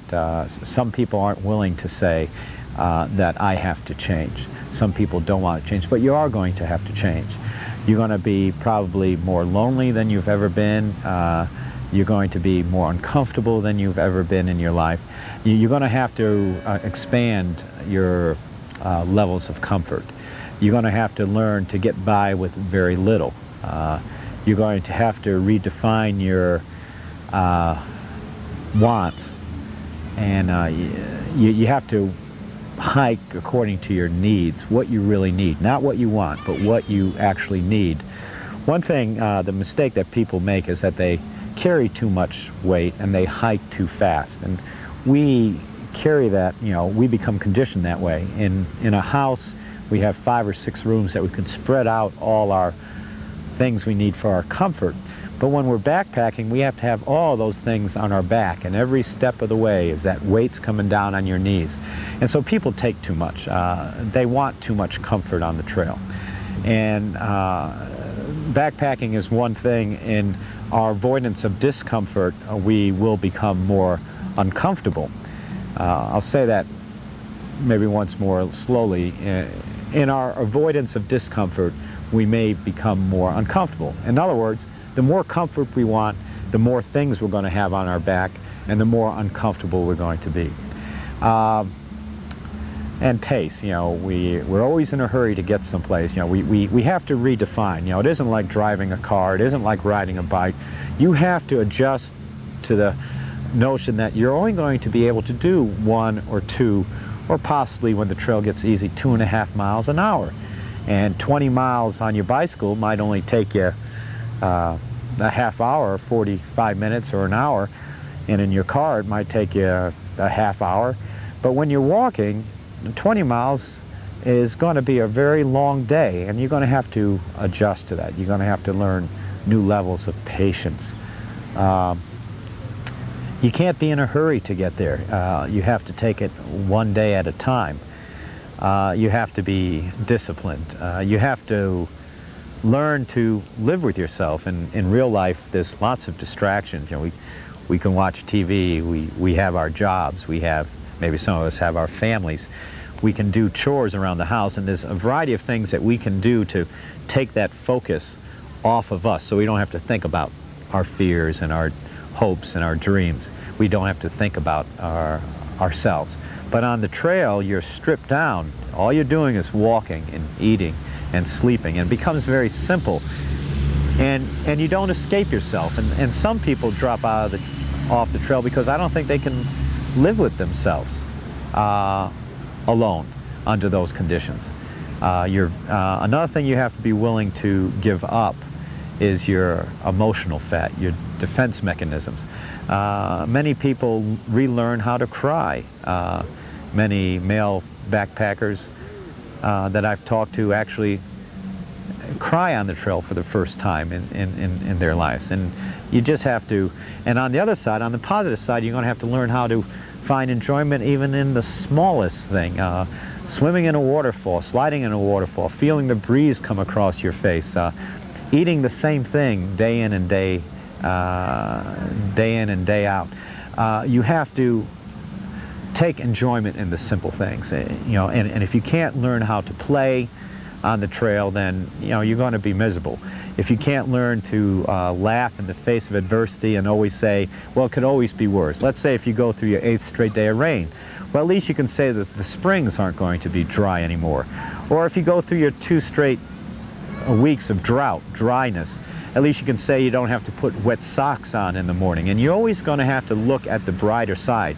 And if you're a type of person that's rigid and doesn't want to give up that control, that always wants to have things the way they want them, you're not going to be able to do the trail. And that's why I feel the most important thing is that you, although the trail is not a living, thinking thing, it's still, you're out there for the trail. And the trail is going to, if you try to conquer the trail, you're not going to make it to Maine. If you learn to flow with it and take what it has to offer and accept what it has to offer, then chances are you're going to finish. And no matter how expensive equipment you can have and how much time you spend looking at equipment or food, when it comes down to it, the difference between those who finish and those who don't are in people's hearts and minds.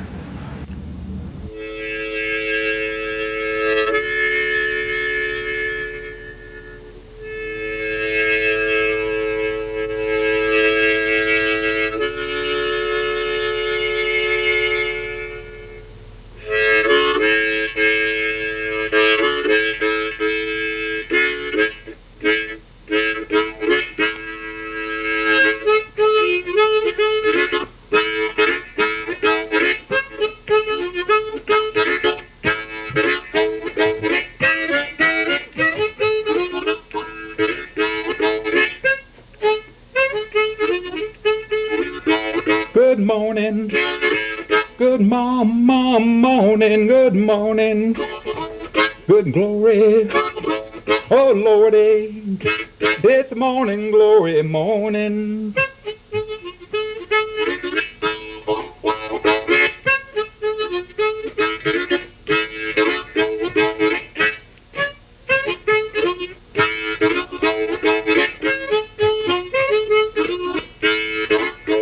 It's morning, it's morning, it's morning. You're blooming, oh yes, yes, I'm moving. It's morning, Mr. Marigold.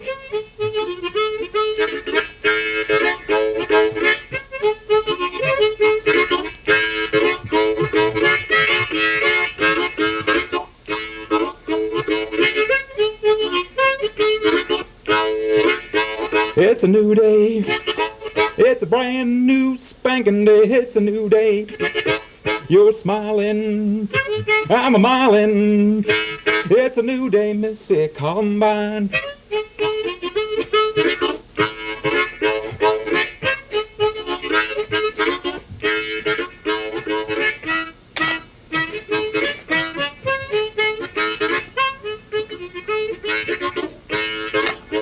Nice to see you, Missy Columbine. Yeah. Yeah. Glad to meet you, Mr. Marigold.